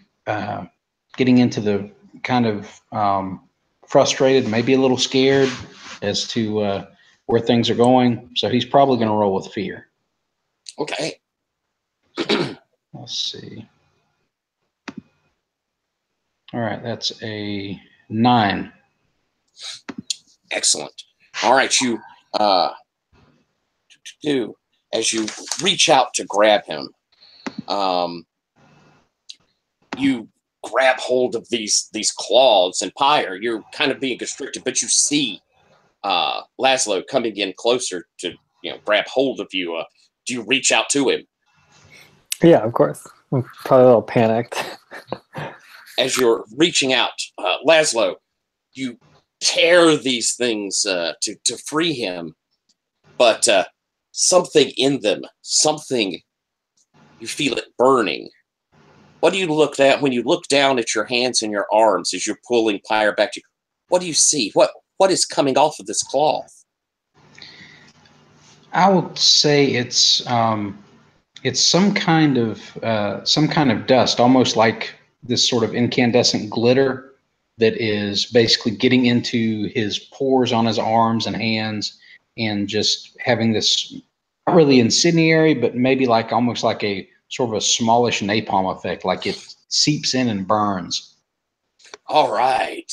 And so as it's doing this, and it actually is, since, as you say, it's that dust, your arms are giving off this kind of glow to them as the dust is settled on them. As you pull Pyre from these things and you two stumble back to the group, Pyre, Laszlo has saved you. What do you say? Yeah, Pyre probably a little sheepish because he doesn't usually thank people, but he's like, Laszlo, thank you. I mean that. No problem. He sort of is trying to dust the stuff off of his arms, but it's not coming off. So it's like he's just basically probably making it worse because now he's spreading it more. But and I think you probably mark a condition. So let me see. Let me think what. And as we're having you mark a condition, Echo, you in your Goblin Market move, excuse me. Yep. You choose one on that list as a figure kind of steps from these velvet curtains.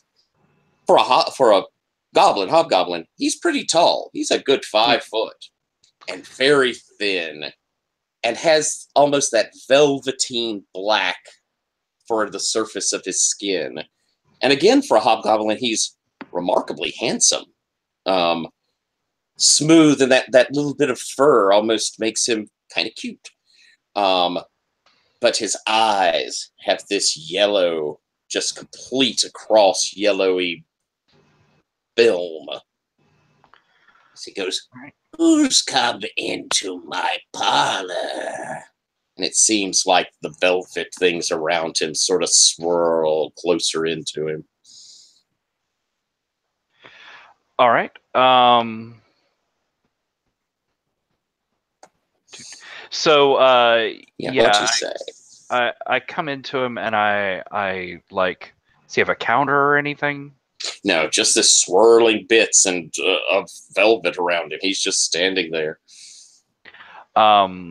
So I think I like hold out my palm, and the jar with that like glowing blue liquid in it is there, and I think like one of those velvet tendrils like reaches out for it, and as it does, I let it take it, but then I grab the tendril, and I think paint like metallic silvers and golds begins leaking out onto it and spreading this sort of moving picture up onto the general background of this black velvet tent behind us. And I showed this icy frosted over snow globe with just the tiniest crack in it and these like glowing malicious eyes staring out at it. And then this liquid, I show sort of it spreading over the surface, and Lazo like pounding it with his fists as these cracks sort of shatter and spread out through it. And I think I will use my Beauty is Truth move now, because I do think it'll apply.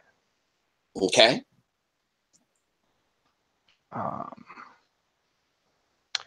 And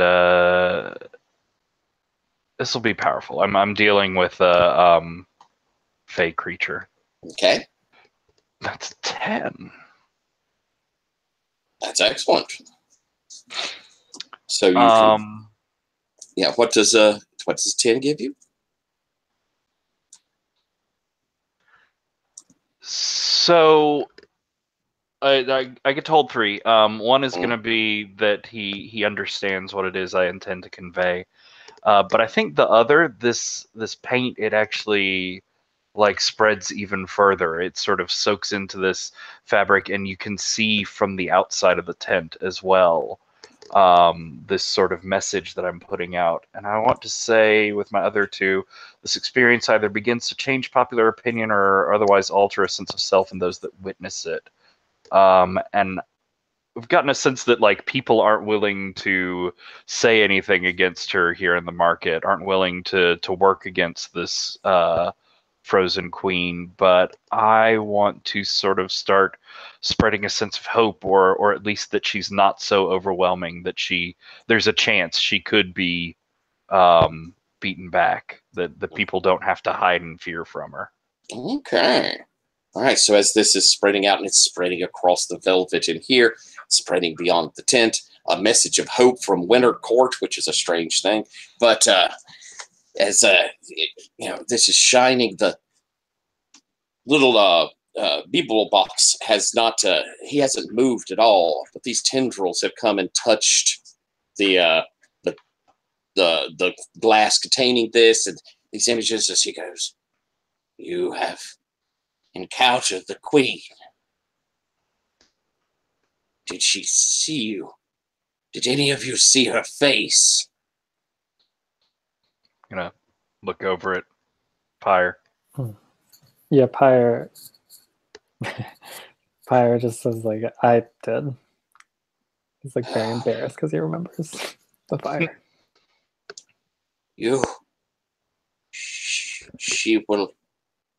She will remember you. None can see her face that do not serve her. Oh, young man, she will be hunting you. Good, then we can meet her faster then. Oh, you are brave. Foolish, but brave. Usually a dangerous combination. What do you want of me? And you... Oh, and I guess I never made my choice on the Goblin Market. Yeah. But I wanted to go with it draws down major heat. Seems appropriate for her being widely feared, and I just spread this fuck you message to the Goblin Market. Says you seek knowledge of her. She has a plan. I have heard. We have heard. all of us here in this market. She plans to take down the city. She plans. We are sad for you all. You have been good customers. Now, you will be less so. Shake my head, sort of stomp my foot, and like shake the glass in front of him. The tendril moves around. Yes, you have something that can break through into her private domain. But this would do only the smallest crack. Maybe not even that. There's her servants. They carry with them the means to enter. And we've heard rumors. There's one in your city. One who just has a false face. One who serves this queen. He too would be a crack. But to face her would be beyond what any could do. You would surely be destroyed. I'm gonna stop talking, shake the jar in front of him again.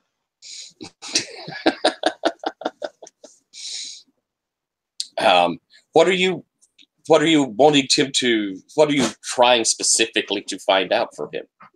Well, if I'm here to get a thing, I rolled to get the thing. So if he doesn't have it, then I need a name.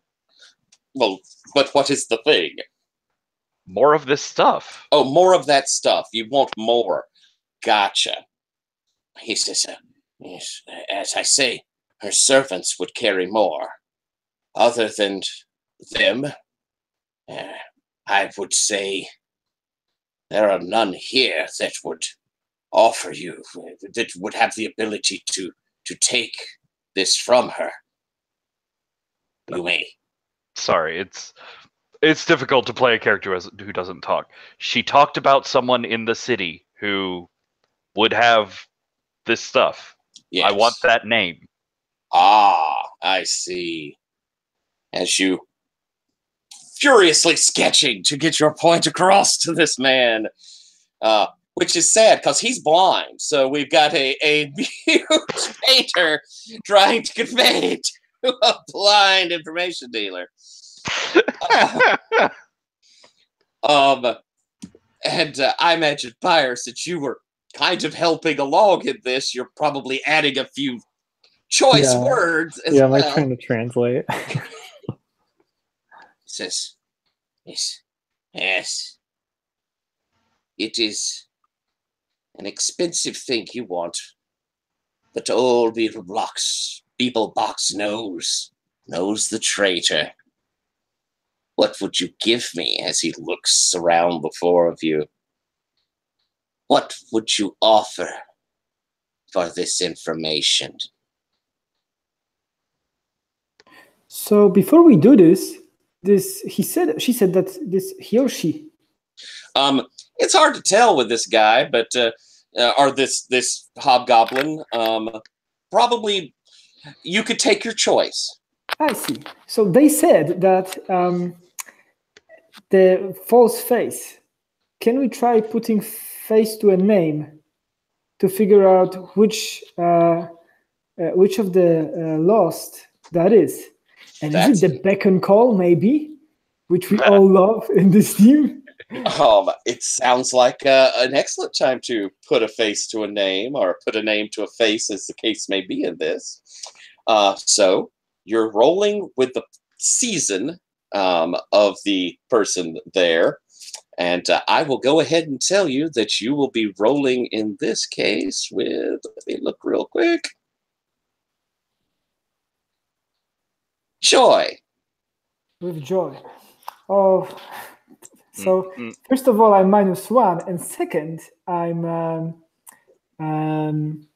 spiked on fear, so I'll be at significant disadvantage here to figure out who that is. But let's try. All right. And maybe since you're spiked in it, it's something else, you're going to have a -2. And perhaps as this is going along, we'll see how you do, and maybe somebody can give you some support. All right. I roll a 6 minus 3 altogether. That gives me 3. As he's as this hobgoblin, as they are going through a false face, a glimmer of sun upon a cold heart. One of you feel like supporting Laszlo. You haven't had a chance to do much supporting. You think maybe you'd like to piece this together with your friend? He will try. He. Yeah, if I'm remembering right, I'd have to roll. I'd need to roll the same emotion that he rolled. Correct? No, you'll be rolling with his court emotion, which is autumn. So you would be rolling with fear. Okay. Which, mechanically speaking, Tyler, like we can't get this to better than a 6. Oh, I wasn't sure on that. All right, then I suppose we won't roll a support on that. So as you're trying to pierce this face, trying to piece together what he's saying, it's not. Now, there are other reasons to roll support. There's right. like clearing conditions and that's true stuff too. like that. So you can still try and help him in his failure, but this is still going to be a failure. So would you like to do that, Chris? Laszlo will try. Laszlo sort of leans in and says embarrassingly loudly, "Don't worry, we're going to find him. We're going to get the Modley back together. We're going to do it." Embarrassingly loud, like right in his ear. Wonderful. All right, roll with fear.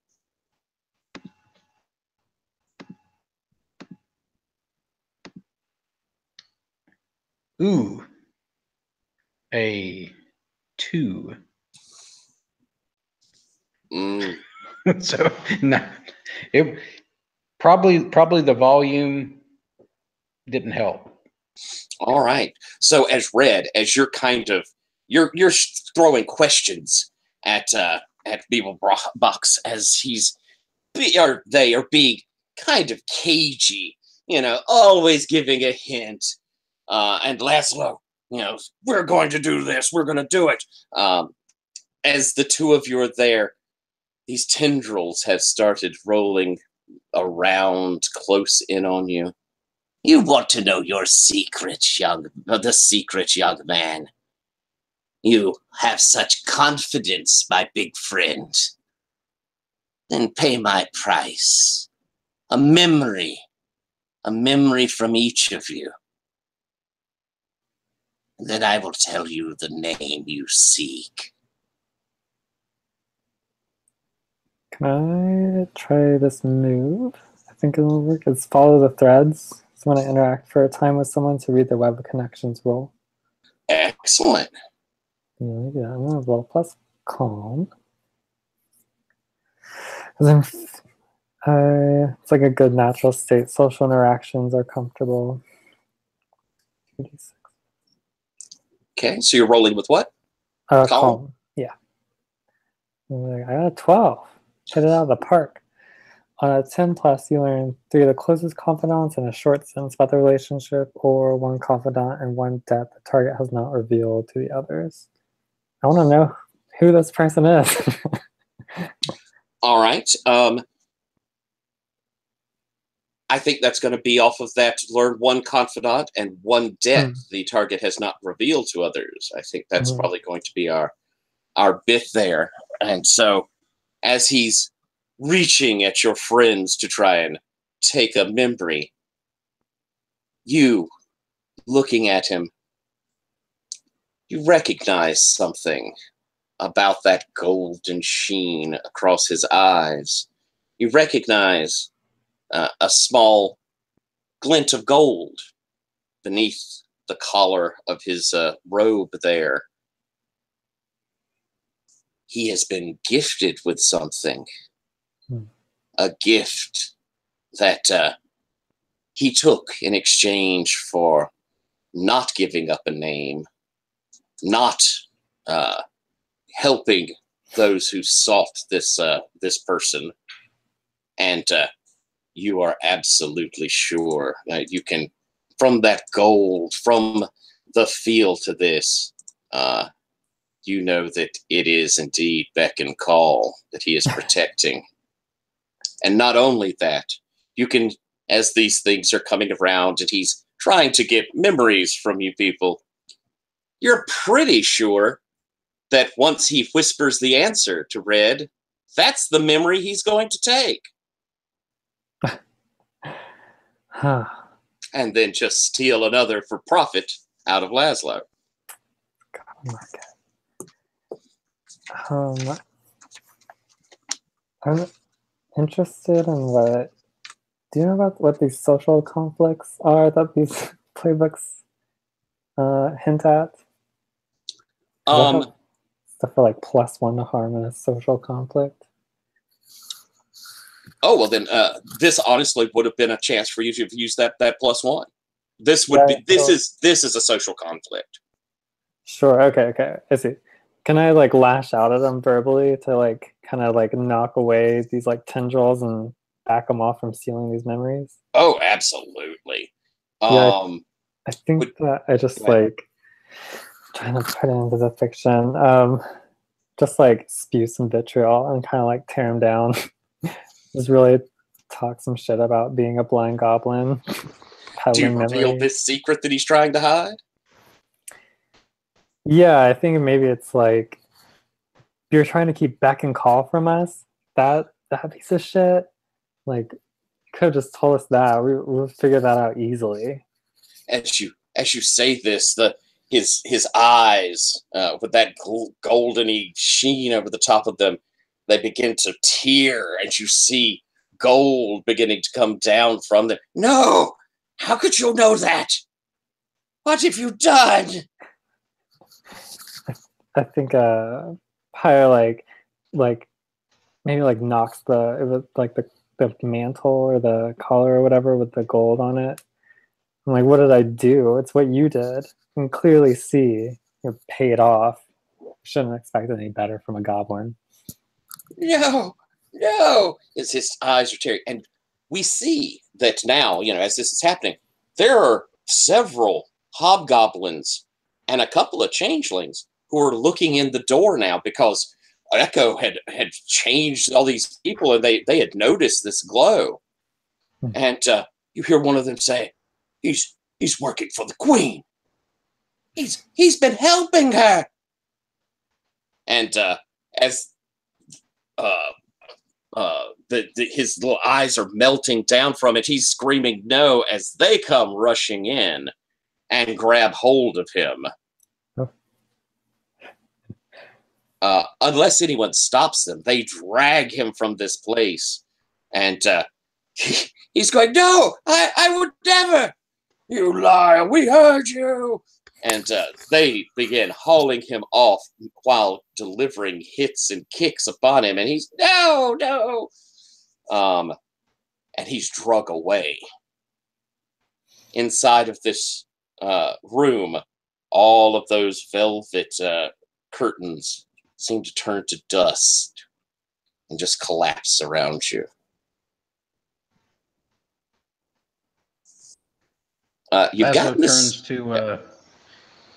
Laszlo turns to Pyre and says, why didn't you say that in the first place? Laszlo, you have to understand, all these things go so much better when you wait for the right moment. You punch things at the right time, right? I say things at the right time. I think we should probably like cut to punching things at the right time. So with this information, are you? It sounds like Beck and Call has been working as a double agent. some of you really already kind of dislike him, but this takes things up a notch. So is it fair to presume y'all head out of the hedge and are going to try and confront him? Yes. Mm-hmm. All right. You journey back into Chicago, and as you get back into the city proper, stepping out of your hollow, even though it has been pretty mild up until now, you see that a snow has begun to fall here in Chicago. And while it's March, it's not unusual for a snow. It is sort of sprang from nowhere. And looking down at your phones, you discovered that you've been in the hedge for a couple of days. This is what I hate about traveling in the hedge. You let's see. You have an idea of where Beck and Call generally hangs out. He tends to hang out at a bar. He likes to collect his anger from bar fights. I'm sorry, not anger. He's joy. So he collects his joy then from the hopes and dreams of someone managing to pick up someone at a bar. But you know this bar he hangs out at. It's called the quick name. We'll call it the I'll use one we've had before. I have in another game. The Discarded Image. Along with that, you also know that any changeling here in the city would be furious to find out he's become a double agent. So you may want to call someone. It is considered bad form to attack another changeling, but you certainly have good cause here. What would you like to do as you come back into your hollow? Could we maybe hit the streets to, like, gather up an angry mob to go confront him with? That's a good idea. People like that idea? Yeah, let's get a mob.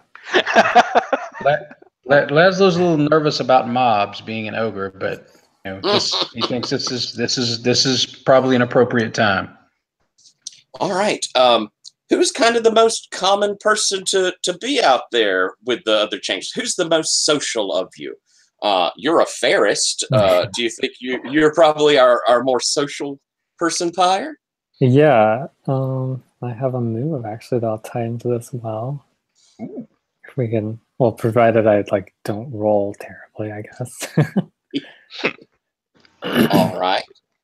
So why don't we have you do a hit the streets, unless you say you have a move in particular. Well, it's let me read the move. It might be a good thing to follow hit the streets. It's grand performance. So when I rally an audience to my cause, roll. So I could probably hit the streets to get an audience, and then. Excellent. Okay. Then I would say this is hitting the streets, and this probably would qualify as kind of a social conflict. You're trying to rally people to your side. That's pretty darn social. Yeah, I'm gonna do powerful or power, because it's very much in this wheelhouse. And anytime I'm trying to put people together or get them to do my what I want. 13. Wow. Okay. Finally, the rolls are coming in. So let's hit the streets. So that's you got a fantastic success. So are you going after the nobility? Are you going to some of the heads of these courts? Yeah, I think with a 13, I'm gonna go for the big guns, the dukes of the freehold. All right. Yeah, I think I want them all the courts. All right, excellent. So you're you're calling in these kind of, this is what's going on. You start telling the heads of court. Of course, they have their own kind of people with them. So are you calling them together to meet with you so you can have a chance to talk to them? Do your other move. Yeah. I think I hit the streets. I like probably sent out the letters, made the phone calls, and got them in whatever hall or space where they could gather. They like to meet when the courts come together. They like to meet at the Chicago Aquarium. They have a room that has the Shark Tank around it where they meet. And so as you call this in, your motley arrives there, and you can see there's probably 8 or 9 people who are waiting for you. The 4 heads, and each of them has someone along with them.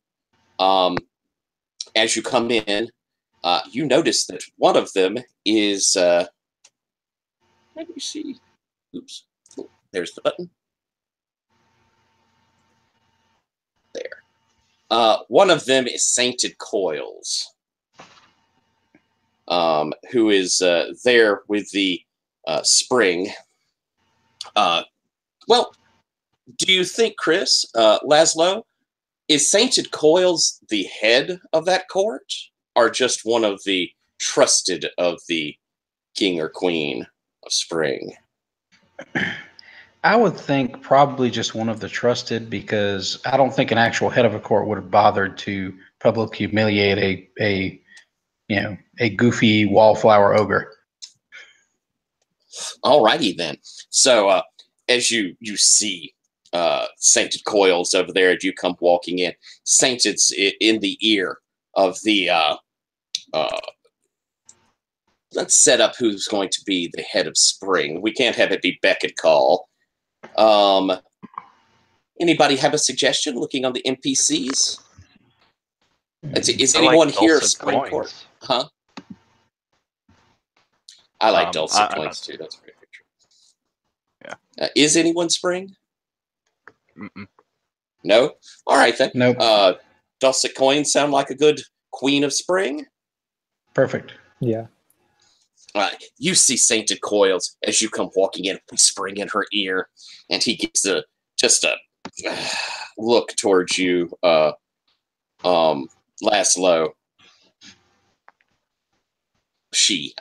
Gives you just this sort of dismissive look. As Pyre, you come in, and the Queen of Summer goes, "You've called us here together, Pyre. Your friends. What news? What do you say? You say there's a traitor in our midst?" Pyre like raises his voice and gets everyone's attention. He's like, "Lords and ladies of the Freehold, there is indeed a traitor."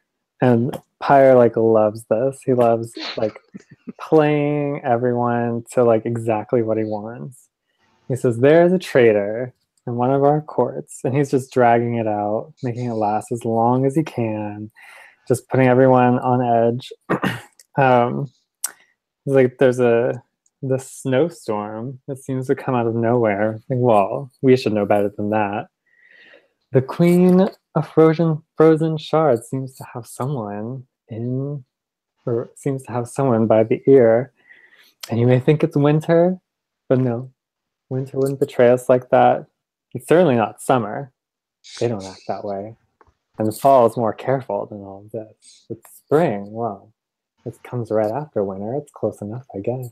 They're so careless. I think the traitor must be in spring. Dulcet Coins goes, "That's ridiculous. None of my court would work with one of the Fae. That's the whole idea. It's just terrible." I think Pyre like bows deeply. He's like, "I'm so sorry, my lady. It pains me to tell you this, but it's true. It's none other than dear, sweet Beck and Call, who's betrayed us all." All right, roll your performance. Yeah, I got an 11. Woo! The best time for all these good rolls. Fantastic. As the nobles, their faces, "It can't be. A traitor. beck and call, and they, rabble, rabble, rabble as they come together. He must be stopped. They look towards you, and Dulcimer Coins, you see her face is dropped, and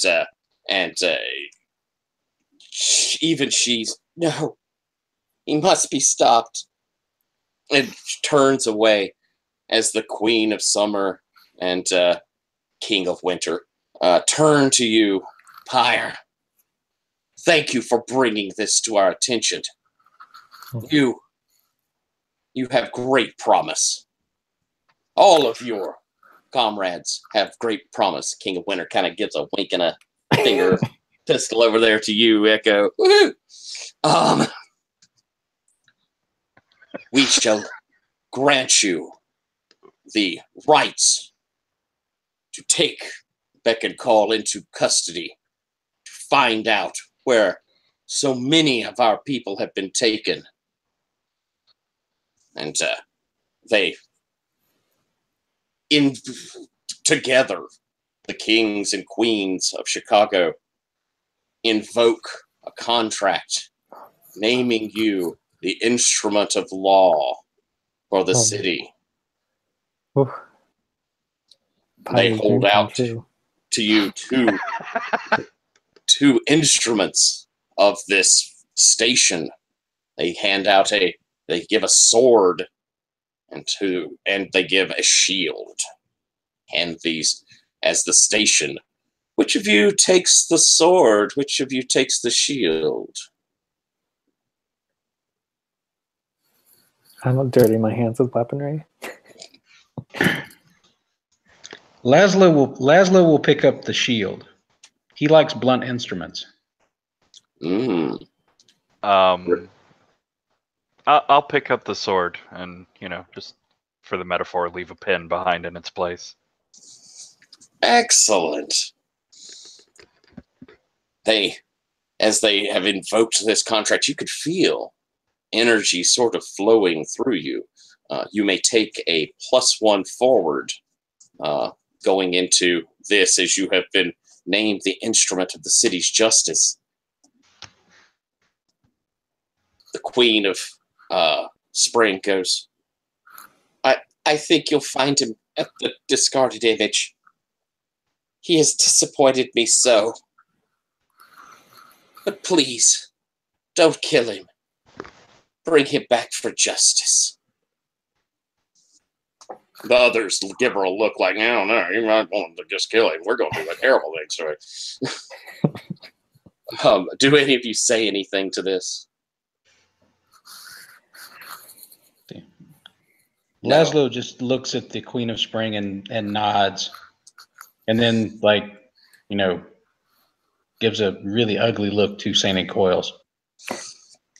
Coils kind of backs over behind Dulcimer as clearly looking defeated. Can't believe your motley has had this magnificent jump in station for being the defenders of the city. Oh, so Laszlo really wants to do a Nelson laugh, but it just wouldn't fit right now.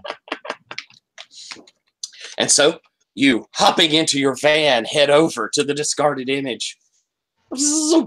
Pulling up, screech, to the bar. It's late afternoon, early evening, so there are some people around. As you're heading in, Red, do you have any plans for going in there? Do you have anything to say to your crew heading in? I think we can dispense the justice already here. No need to drag him around. And with that, you head inside. The bar, as I say, it's fairly early, but the music is going, and some of the early patrons are there. Mostly people who've gotten off work and have come in for happy hour. And you can see that there are inebriated secretary pool ladies flirting with some of the local bro-type executives. You can see that there are a few older gentlemen who are trying and failing to attract some young lady's attention. flashing the fact they're buying the most expensive scotch, but just not seeming to be that successful. And you see, off in a corner, sipping on a bit of wine, is Beck and Call. He seems to just be sniffing up the ambiance of these people hooking up, and almost looks a little bit inebriated.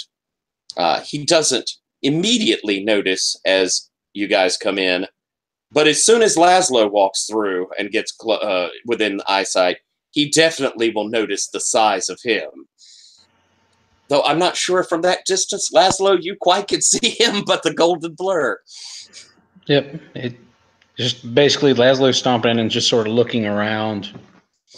You know, the music's probably a little bit too loud, which, you know, makes it just about right for him. So there we go. Red, you see this nemesis of yours sitting there. He seems to have noticed your crew coming in. What do you do? There are people around. I think I'll pretend that we came to just chat. That we have a business to make. All right. So you walk on over to him? Yeah. Red, how charming to see you.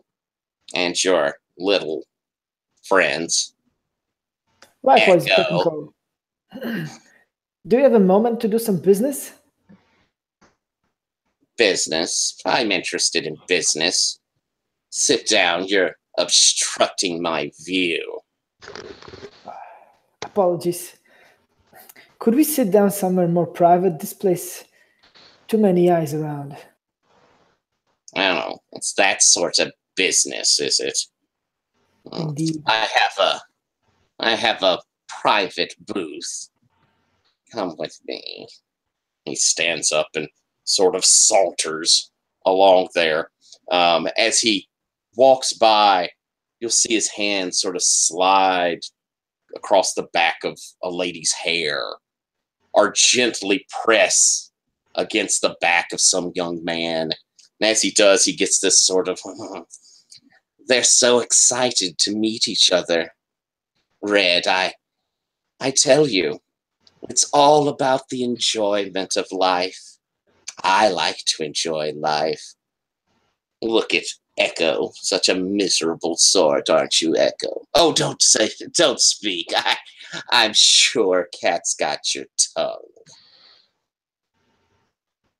He leads you back into a dark corner. The dance floor has not gotten started yet, and his booth would kind of look down towards it. This area is pretty secluded. As you go through, you can see there's a couple making out on the kind of platform beside the dance floor, but he goes to the opposite side. As he looks over, though, he goes, "Oh, aren't they charming? I do love to be around such optimism." And you can kind of feel him drawing in. It is, however, such a shame when joy passes. And as he pulls in their emotion, you can see the girl, her face kind of sinks. She goes, no, this is wrong. And the guy's like, I gotta go. And as they're separating apart, you see the girl begins to cry. I always thought you really liked me. Oh, screw you. As he heads off, Beck and Call sort of laughs. What is it, Red? What's your business? First, Beck and Call, I want to say that you're the ultimate cockblock. And two, Laszlo, I think, can best explain what we came to discuss here. Oh, really? That would be a surprise. Laszlo smashes him in the face with the shield. There we go. And so, with his smartass remark, he gets fed a shield in the face. Why don't we roll there? And this is angry. Oh, I bet it is. Oh, he is royally pissed. All right, unleash an attack.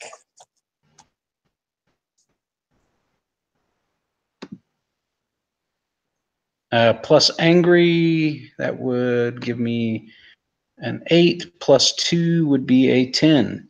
Ooh, fantastic. All right, you're going to get to pick 2 from the list. So now let me go back to the move list. And actually, Okay. just to back him up, and because I have the sword, I think as he's coming forward and Beckoncall is trying to spring back to his feet, like the sword just chunks down into the floor in between his feet. I want to try and support Laszlo here and see if I can maybe clear one of his conditions. Ooh, excellent. Ooh, yeah, that would be nice. It's a +0. It's a 7, so just. So yeah, I'll let you clear a condition, and 7 to 9, I expose myself to danger, entanglement, or cost. All right. What did you choose on your unleash attacks there, Laszlo? I'm going to choose to resist his response, and to take something from him. I'm going to take his ability to flee. He is blocked in now. Excellent. So as you hit him in the face, and of course his nose breaks, he falls down. Oh, how you broke my! And the trunk goes down the sword. You what? And you could see he recognizes now what you're carrying, and his eyes grow wide, and of course they're tearing from his nose, and he's kind of pushed back up against the booth there, with nowhere to go. They've sent you. Why? I'm so sorry.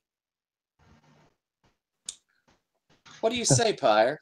Yeah, Pyre says, tell us how to reach the Queen of Frozen Shards, and we'll let you go back to the courts instead of just killing you here.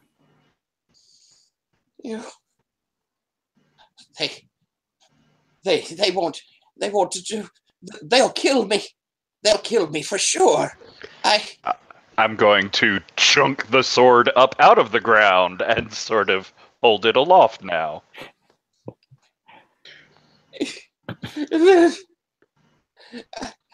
I didn't want to help her, but she promised such wonderful things. Such beautiful things. He kind of reaches out. You see he's holding on to something underneath his shirt. Laszlo grabs his hands and pulls them away. As you pull away, he's kind of got a hold of a bag about like this on a strap around his neck, and as it comes plopping out, no, it's my gift. It's my way. No. And the sword just flicks up right through the sort of band of the necklace as Laszlo is grabbing for it there. You pull, and the bag sort of opens, and from inside there's a blue glow. His eyes. Kill me here. She will kill me. They will kill me. Laszlo puts a hand on his shoulder, gripping him so that he can't go anywhere. No, they specifically said they weren't going to kill you. It was going to be much worse than that, is what they said. Oh. You see him try to lunge towards where the sword is held up. He's trying to stab himself. Laszlo, are you going to try and stop him? Oh, yeah, because I nodded to the spring lady that I would bring him back, so I headbutt him. Oh, knock him back. Roll me a stay strong. And what are you rolling with?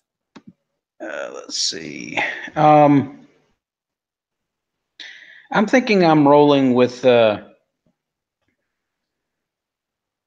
sorrow at this point. Like this is about as far as you can fall as a changeling, and to see anybody go that way. is always just ridiculously sad. And Lazar rolls an 11. Oh, fantastic. You grab and pull him back as he's, ah! And it's like all the fight leaves him. He is wilts in your grasp. With me captured, her plan is ruined. I was to be the herald. Once she had another in her grasp, they would have called to be returned to Chicago, and I would have answered the call, and she would have come. She promised me Chicago and all of its pretty things. It would have been joyous. Pyre leans in and it just says, "Chicago is mine." And he just wilts into sobs. All right, we're running short on time. I don't want us to go over a ton. I would like, do we feel like we would like to have a scene for the rescue, or would we like to epilogue it out? If we have a scene for the rescue, it's probably going to take about 15, 20 minutes. I feel like maybe we could epilogue it at this point. Yeah, Okay. yeah. I mean, it sounds like we're at a point where we could probably do that. I think we could too. And then that might give us just a moment or two to maybe do a Roses and Thorns. All right. Yeah. And so you have the substance. Her plans have been foiled, but we still have our friends to rescue. And so I'm going to kind of go down our row and have everyone epilogue out well, actually, I'll ask for volunteers, and then we can go. Because some might have a scene that they're wanting along the way. If I need to, I'll point out. But we'll epilogue out the rescue and what fallout there is. So kind of give us that final feel of what your character did in the rescue and how things go after the rescue has occurred. Anybody like to go first? Lazo will go first. I kind of had this idea. His two moves basically make him into kind of a one-man gang. I mean, he's tireless and he's colossal.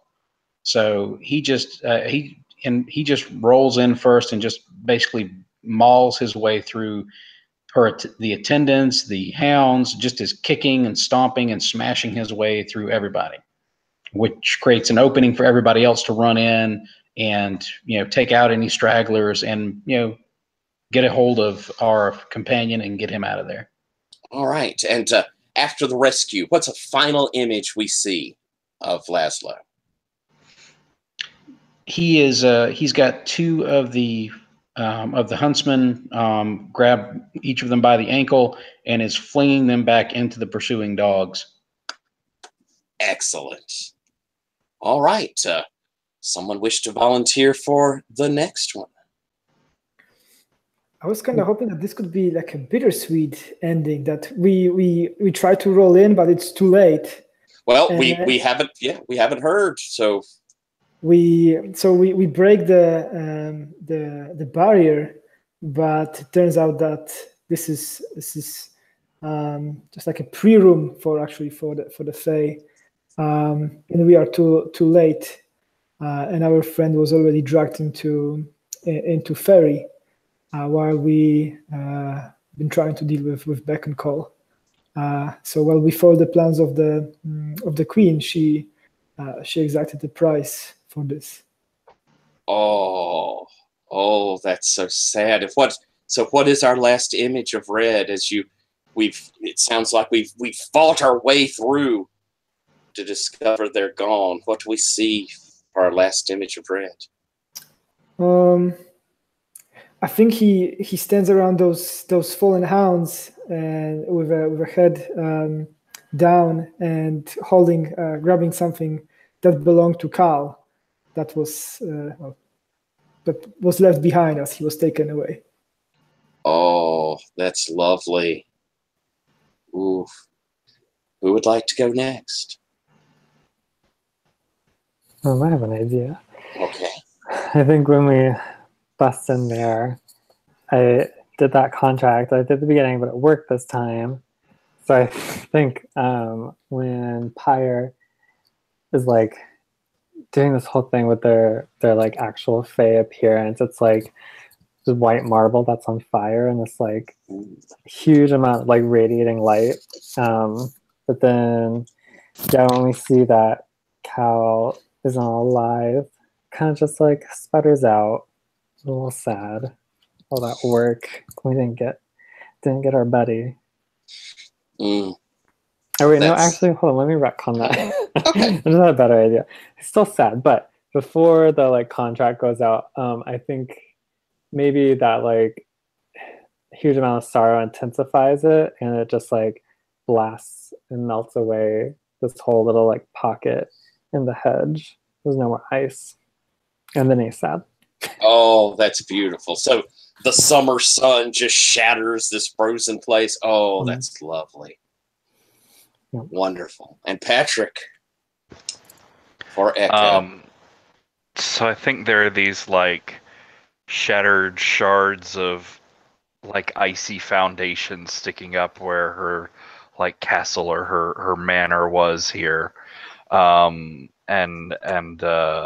Red is there with something personal of Cal's that he found there, and I think Echo, he just like he sort of falls to his knees. He starts crying. He thinks about Cal and how Cal was always the one that could like understand him and get through to him. And I think these tears are like bright red as they fall down, and they like stain these shards of icy foundation that I think will stay here forever. Stain them all red. And I think the camera sort of like goes into this pool, this color of red, and comes back out again, and it's that same red, but it's this whole giant canvas that Echo is hanging up in like the central court wherever all of the courts meet. And it's a giant painting of the execution of Beck and Call, and he's using his truth is beauty, beauty truth to instill in it this permanent sorrow and this message with it of this is what happens to the traitors of Chicago. Ooh, very nice. A reminder forever. Beautiful. Well, thank you all. That was, boy, a sad, beautiful ending. If we could take a few minutes, I'd love to do a Roses and Thorns. I understand we are 4 minutes to end, so if people have to jump off that, I completely understand. But with Roses and Thorns, just we'll start with Thorns, and it's just some things. Keep in mind, this is a play test in a lot of ways. It certainly has not been completely polished down. It has a lot of stuff to it, and so like there were some things I never even brought in. Like there's team pool that we could use that you could add to dice rolls and stuff. It's really neat. It's especially cool if it was campaigned. But for brevity's sake, I kind of left it out. And I think that this would make a really cool campaign game. And I'm actually thinking of running a series of these Changeling games going forward, maybe. Kind of little tidbits of different stories, episodes here in Changeling Chicago. I just think it'd be really cool. But we'll do Thorns. I'll start, and it's kind of, things you thought about the system, things you thought about how I ran, things that, could have been a little better, any complaints that were in there.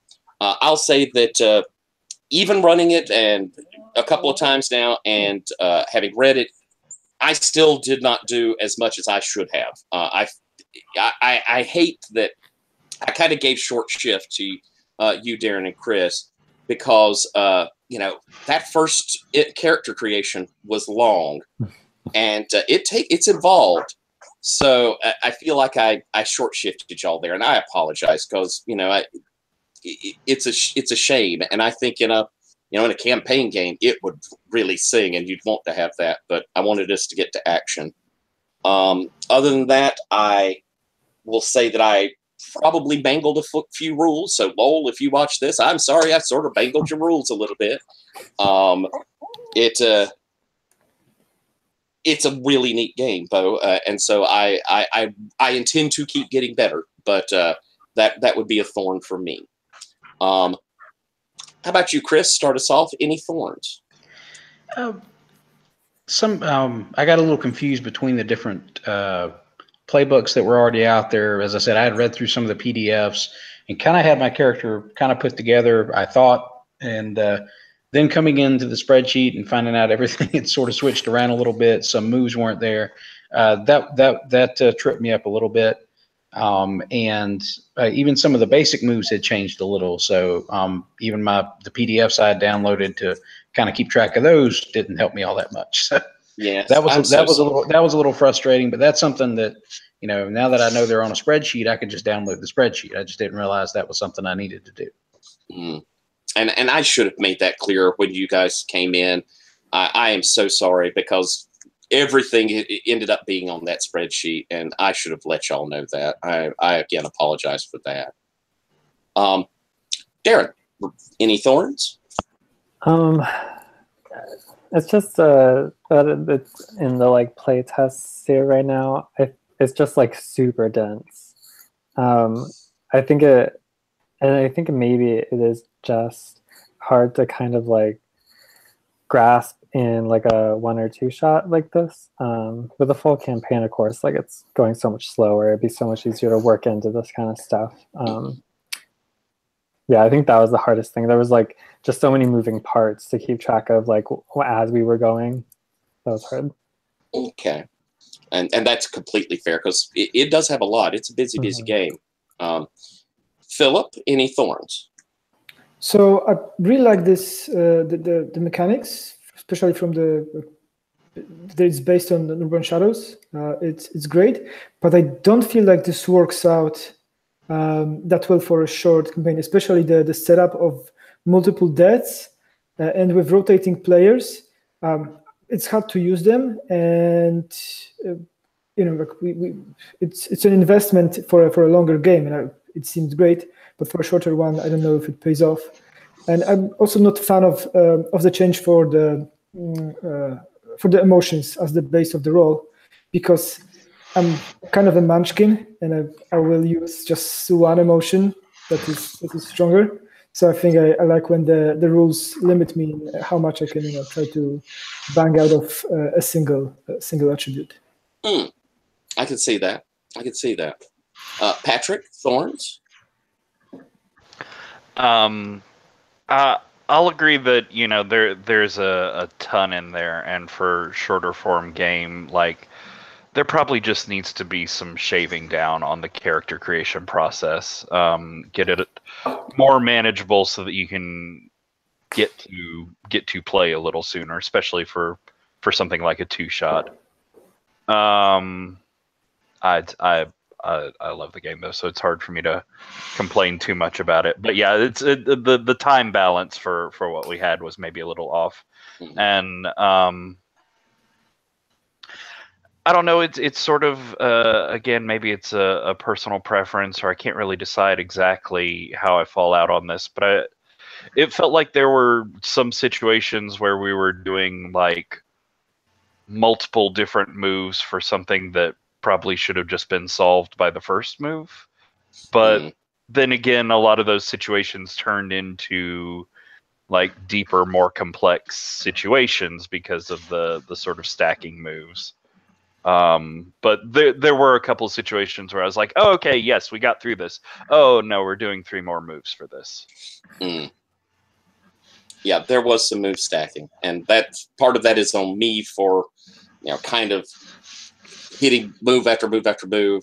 And then, like Pyre's move there, it was awesome to see going into that performance, but it's a stack move. It's a 2-tiered move because you do the first move, then you go into the second. It could have been streamlined. It would have made sense if I had just had you do the performance. But and on the other end of that, I feel like there's maybe still some more combining or streamlining that could be done in the basic moves. That maybe there don't need to be quite so many basic moves to deal with. Especially with so many playbook moves and court moves, and there's there's a lot of stuff. We'll do roses. I'm going to start with you there, Chris. Come back down. Well, I love the Changeling mythos and the Changeling games. Ever since the Dreaming, that's the surest method to my happy button on when it comes to any of the White Wolf style games. That is my jam. So getting to play it as a Powered by the Apocalypse game was really cool. I really liked all the ideas. I kind of agree with Philip a little bit. I liked the original stat setup, the 4 stats with weird and the others, and the moves kind of forced you by default into certain stats for each move, which to me could have set up lots of cascading things with like other moves, like say one of your moves for Ogre might be that you can use, say, Wild for this particular social move because you're big and intimidating and scary and that sort of thing. But overall, I enjoy the setups. I like the way that he worked in each of the kiths and seemings, and I just really enjoy the Apocalypse format, and I liked the setup, and I love the Goblin market. I love the Goblins so much. I wish they were playable characters. That's just how much I love those. Mm-hmm. All right, Darren, roses. Yeah, I thought you actually did a really good job bringing me and Chris in. Because with the character creation, I'm fine with like banging out something in like 5 minutes because I'm fine with figuring it out like in play. So that was totally fine for me. And the way you like directed your questions at players was really great. So I didn't feel like I was just like hanging off the edge here of coming into a second session. It's good. Cool. Thank you. Mm-hmm. Philip, roses. Well, just like Chris, I love the Changeling. And I do love the Goblin markets too. Those are like all amazing things. So I'm really glad that you were able to incorporate all the main points of the setting, and being in the hedge, being in the Goblin market, seeing some of the Fey action. So this was great, and I really also like the playbooks. I actually like very much the moves that are for all the seemings. For the original Changeling with all the contracts and all the powers that you could get, it was very, very hard to figure out what exactly can I do here. It's fairly easy. I know that there are some. I know what my character can do, and what I can build some kind of persona out of this. Cool. Very cool. And Patrick, roses. I love this game. I love Changeling. I like this interpretation. I like where it's going from where it was in its first form. I'll put a vote on the other side and say I like the Veil style emotions, but I'm very partial to the Veil, so that's not really surprising there. I loved all the players because we had 2 other people last time who had really interesting stories. I thought Darren and Chris, y'all slotted perfectly into this. And Tyler, I want to give you some props there too for managing to take what was a very unideal setup from the end of last time for bringing in new people and twisting it around to make it very open to these new people. And like I think you hit the touchstones of Changeling really well. I thought you had good characters for the goblins and for the other court members. I liked getting to see hedge gates and hobgoblins and big court meetings and some hints at intrigue and all this. Like I wanted it to be more, and I wanted it to be longer, but I do think you did a good job of like hitting all those highlights. Thank you. And for my roses, you guys were great. Philip, Patrick, both sessions, y'all just knocked it out of the park with really, really strong characters, really interesting concepts. Both of you, I mean, the Blood Elemental, fascinating, interesting. I love the scrying he did, just super cool. And Patrick, the drawing to speak was really neat. It was very interesting. Thank you all for putting up with me on that. That was good. It was a bold choice. Oh, that was so much fun. I could see that entire thing becoming like a huge comedy of errors as one guy's trying to paint, the other guy's trying to hear what he's whispering but can't make it out and is mistaking every picture. It's like the world's most frustrating game of Pictionary. And Chris, Darren, y'all both came in here and knocked it out of the park. I mean, from the very beginning, I had a cool idea of what they were like. Laszlo, there was something endearing and loyal and kind of decent about this huge guy. And I mean, you felt like this was a friend in the motley, and this was someone you could depend on. And it was a really nice characterization to come in quickly and hit something so recognized, so easy to latch on to what you were doing. And Darren, you're evil guy. And then we see though that there's still the connection to the friends. There's still something that comes out as human and good in this kind of mean, bitchy sort of guy. Yeah. It made such a cool, complex character. I love the ambition. That kind of raw ambition came off. You really played it so well.